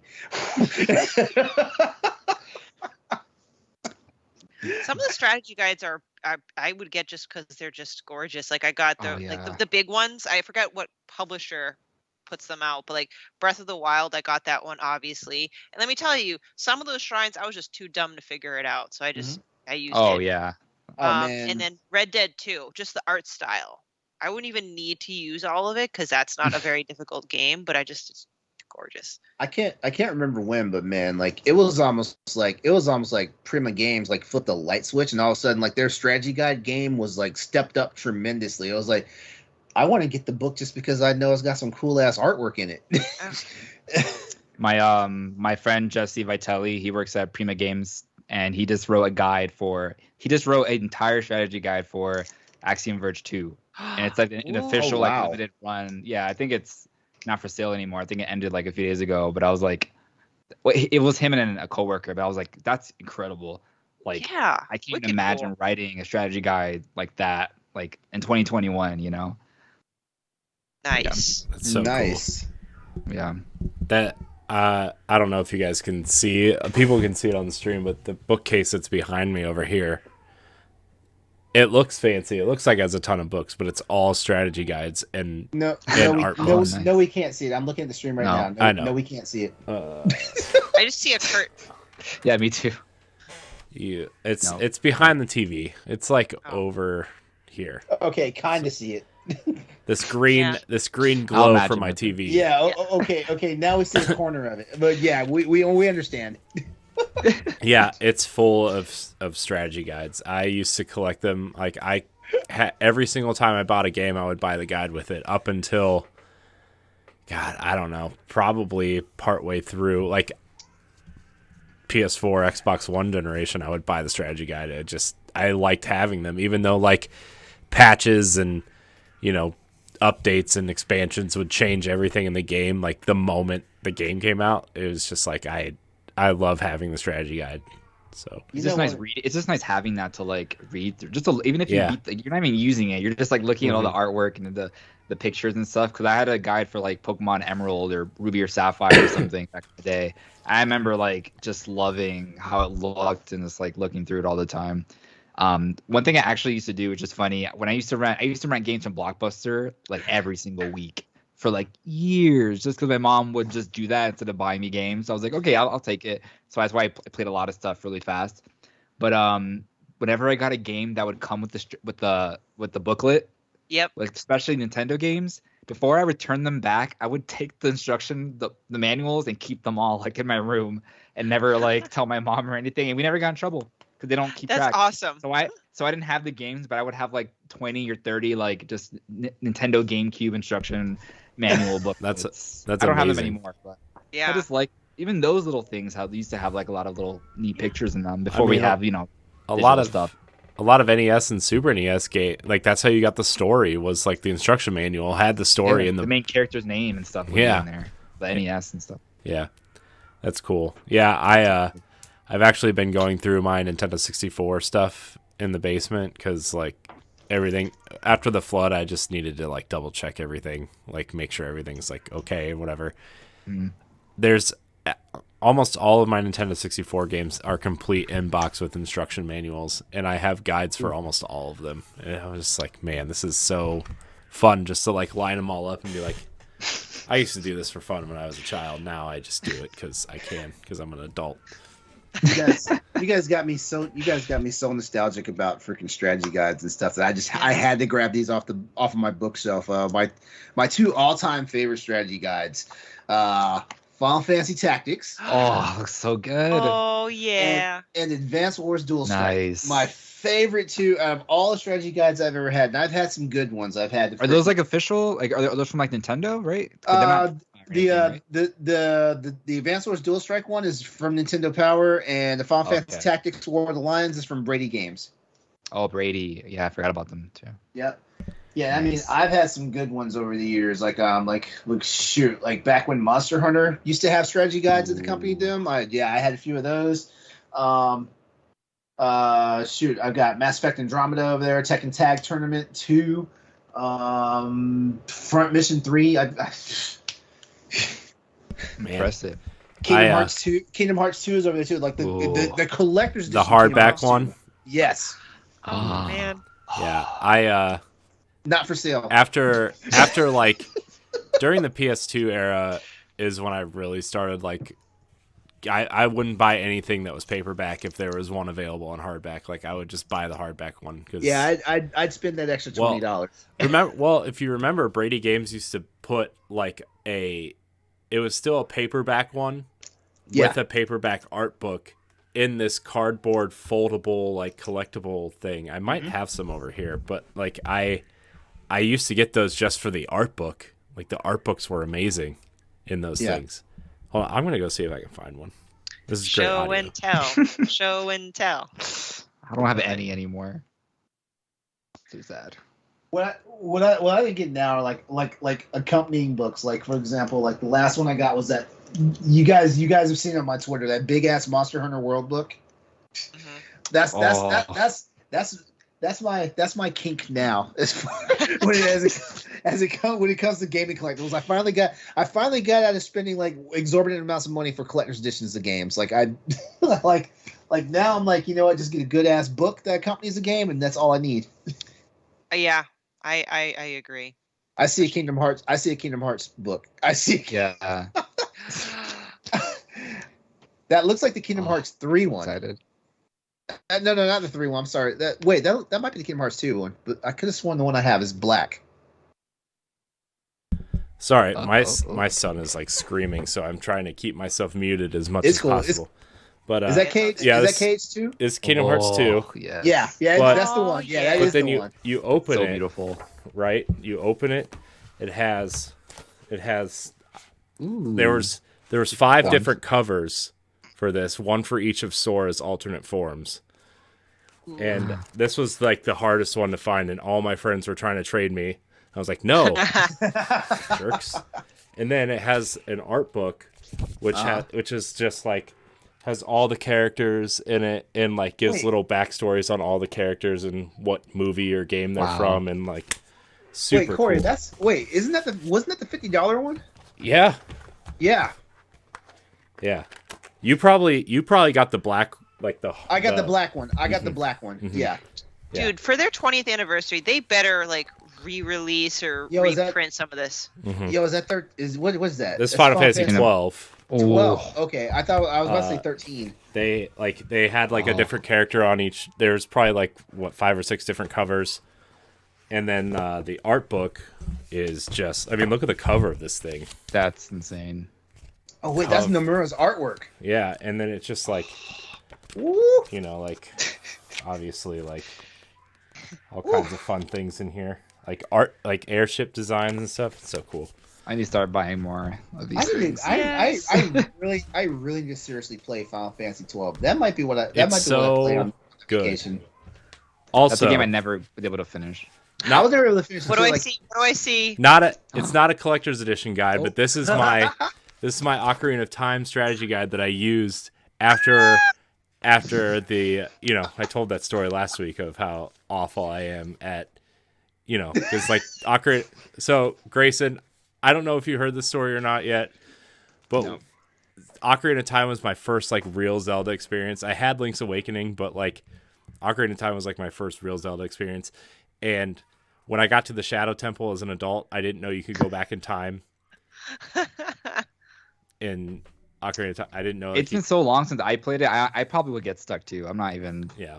That game's hard. Like, I didn't know you could go back in time to become a kid again. So I quit playing the game for like a year. And then I played Majora's Mask.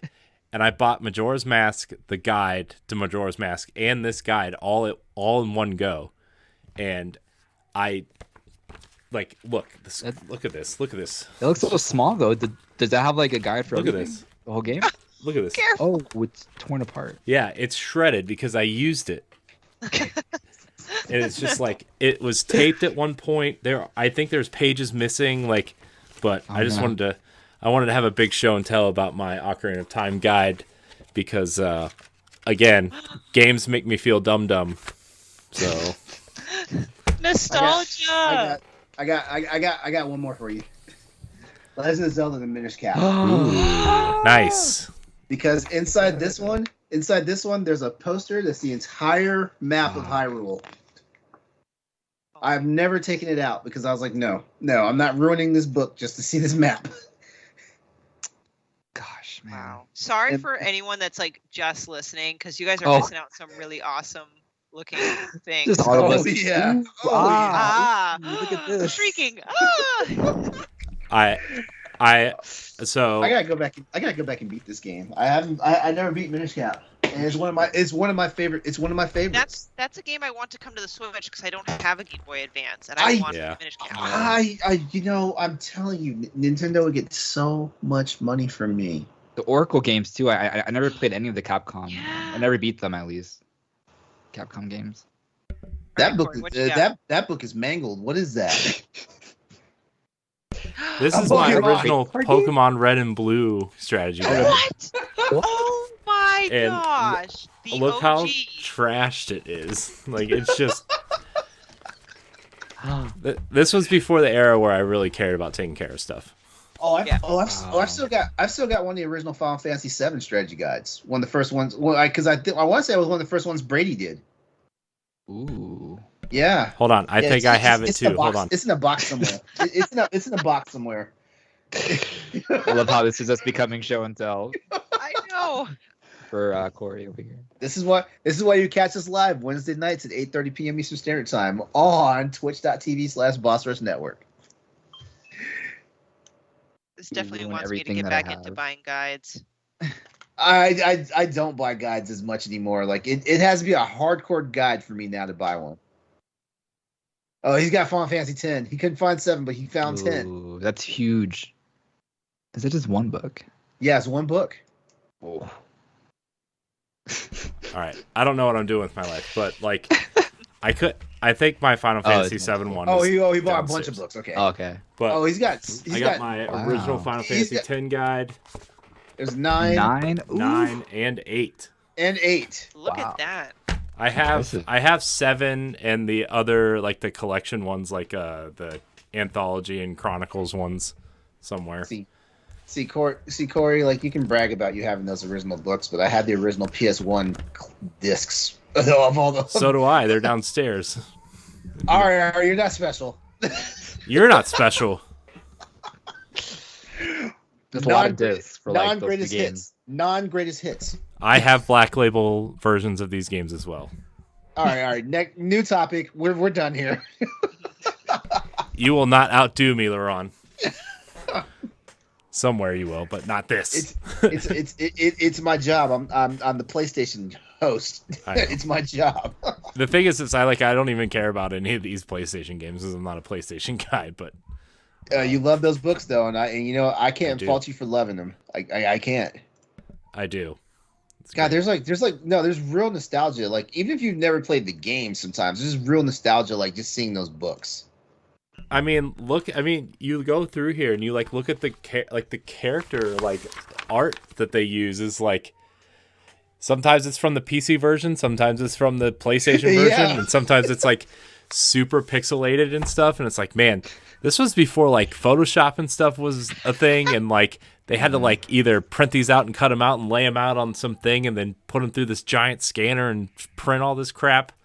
Man, thank God for the technology. We don't have to do that anymore. So,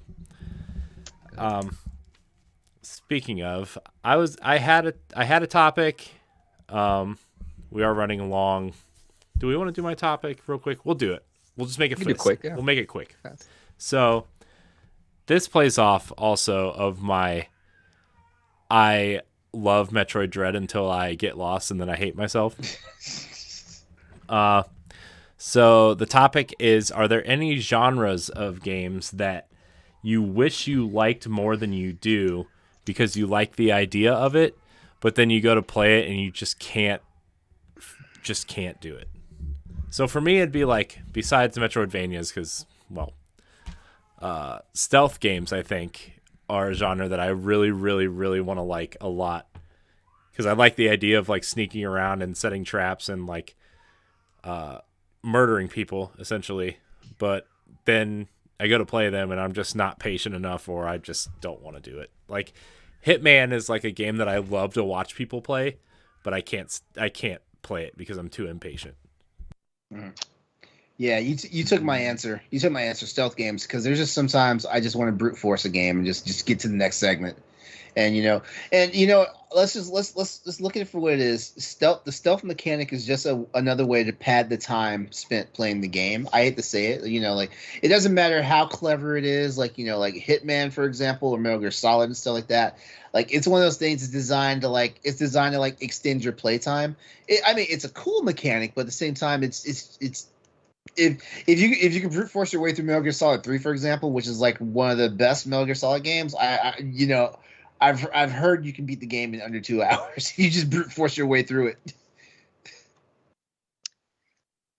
Let's see. For me, Yeah. it'd be roguelikes. As something that I really want to enjoy, especially since Hades came out and everyone just talks up Hades, and I do genuinely believe it's a great game, and I bet you if I eventually play it, maybe I will like it because I heard it's that great of a game. But there's just something about just dying and starting over at the same place and doing it all over again and procedurally generated. Maybe it's another patience thing. I don't know. So, but yeah, it's that genre is very challenging for me. Here's the magic about Hades. Hades is the one roguelike where dying and starting over doesn't feel like a chore. It's the only one. It's the only one I can vouch for, because I don't like or dislike roguelikes. They have their place as far as games go, but Hades is the one roguelike that like even when I'm getting my ass kicked, I'm enjoying it.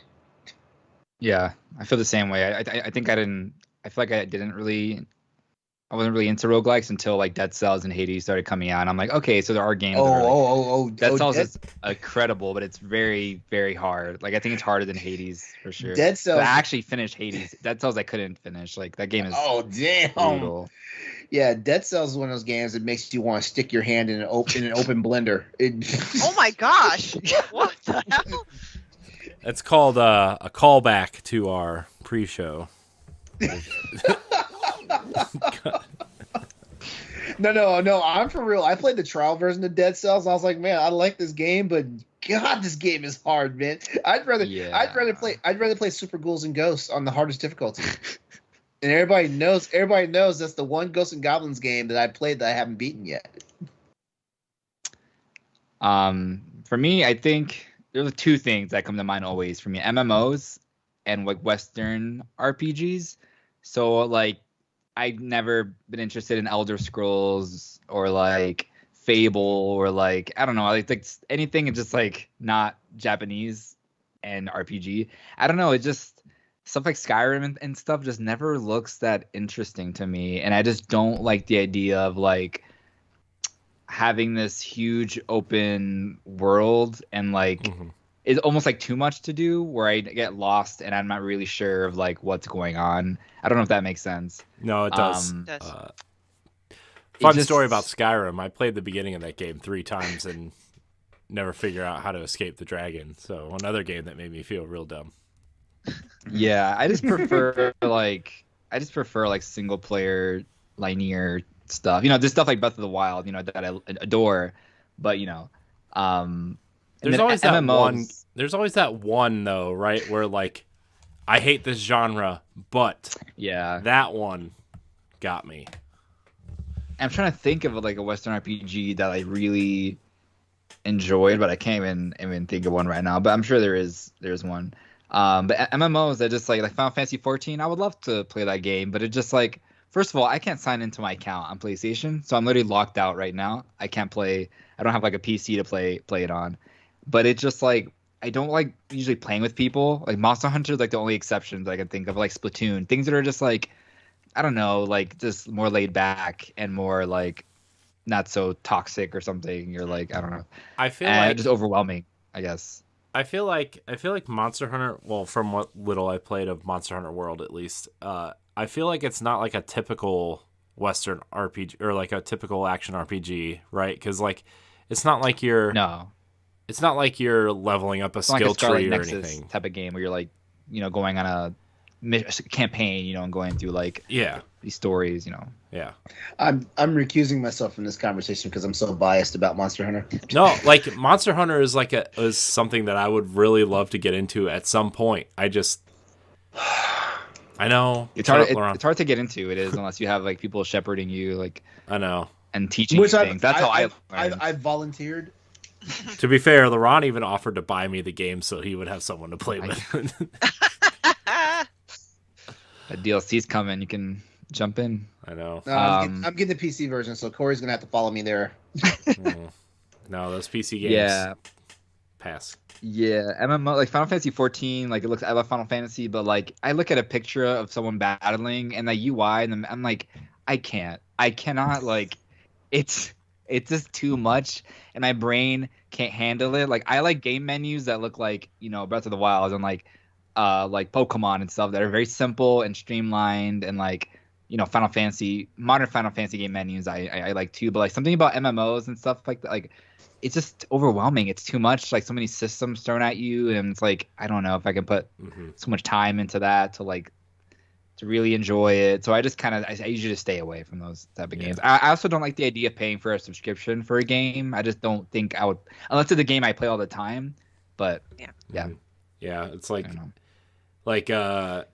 some of my friends wanted to get into Destiny. I'm like, man, you are picking the worst time to get into Destiny right now, because like that's like MMO, like you said, like MMOs are just like way out there. I'm like, I don't have the time, I don't have the patience to learn all these systems, but Destiny is like the one game, and it's technically not even an MMO still. It's like I don't know. It's just like, I think the fact that it's an MMO covered up in first-person shooter mechanics makes it a lot easier for me to swallow. But like, man, people are like, hey, can I get into Destiny now? I'm like, man, the way like there's so much to catch up on, and like stuff you need to know is like they've taken big chunks of the game out so they can make the game files smaller, and like they're about to remove another really important chunk of the story that you need to know. It's just like, I feel like the longer games go on, the harder it is to get into as well. And like, Destiny has really reached that point to where like they've really angled their business model at people who play the game all the time, and it's like a lifestyle game for them now instead of just like something you pick up once or twice a week. And like, I host a Destiny podcast, and I'm still lost in that game. It's just like there's so much to keep up with, and that's also something that kind of like pushes me away from certain games too. Is like, man, if I have to keep up with this all the time, it's tough. It can be intimidating, especially like 14. It's like you have the Endwalker expansion is coming out like this year, and it's like, okay, if I want to play for the first time, what do I have to do? It's like, oh, you just have to get through these 4 expansions, and like, okay, but it's like, do I have to? It's like, yeah, or you can pay more to like skip some stuff, and it's like, well, then I feel like I'm just, but what's the point? Like it's weird to me, like missing out on stuff, especially with a franchise. That's why I like single player stuff. Yeah, especially with a franchise like Final Fantasy that's so dependent on the story that they're telling. Like you don't want to skip story to like catch up. Although I did say it's the best Final Fantasy story too. Yeah, I've heard that before. Yeah, I've heard that too. How do I experience this and not spend 400 hours grinding away? All right. Games. That was a nice quick topic. Good job, guys. I like that. Unlike my topic last week that I said was going to be fast and ended up being our longest topic, LeRon. You never know. Well, we're going to wrap the show. I want to thank everybody for watching and or listening. Greysun, thank you for your time tonight. Really appreciate you. Thank you, Greysun. Yeah, saving the show, guys. We'll say. I love being on. Yeah, I'm always happy to be on. You're welcome back anytime, obviously. Thank you. We love having you on anything. So you want to tell people where they can find you? Yeah, you guys can find me on Twitter at Greysun Morales, and then if you want to check out my articles, you can go to GameRant.com. We've been doing a lot of cool stuff lately, and got a lot of stuff coming for Pokemon and Call of Duty and stuff, so make sure to check us out. Cool. Stephanie, where can we find you? On Twitter at Klimov, KLIMOV_author, and check out my articles on bossrush.net, amongst other amazing articles from other folk on the writing team. LeRon? All right. As usual, you can find me on all sorts of outlets and whatnots at Exodus 803, EXODUS 803. So just remember social media, Twitch, YouTube, game systems. There we go. Platforms. There we go. Wow. Video games. Yeah. Don't forget Tuesday nights 8 o'clock p.m. Eastern Standard Time. Crossroads PlayStation Podcast with myself, Austin Campbell, Nelly Lott, and Chris True. And that's pretty much everything. And Dead Space. Oh yeah, and my Dead Space stream, which probably won't see any of that this weekend because I will be on vacation this weekend. I'll be away from I'll be away from my computer and my PlayStation and a whole bunch of stuff. We'll have my Switch with me, but no streaming on that. Well, you can find me at I am Corey and HD on Twitter and Instagram. You can find me hosting this show, Arsenal X the Xbox podcast. You can find me on Nintendo Pal Block most Mondays as well with Ed and the crew. You can find all of our content on bossrush.net. I have a few things that I'm writing, actually, because now that I have time, I can do that sort of thing. Woohoo! So, very excited. So, I want to thank everybody for watching and or listening. And until next week, we love you. Night. Bye. Take care, everyone.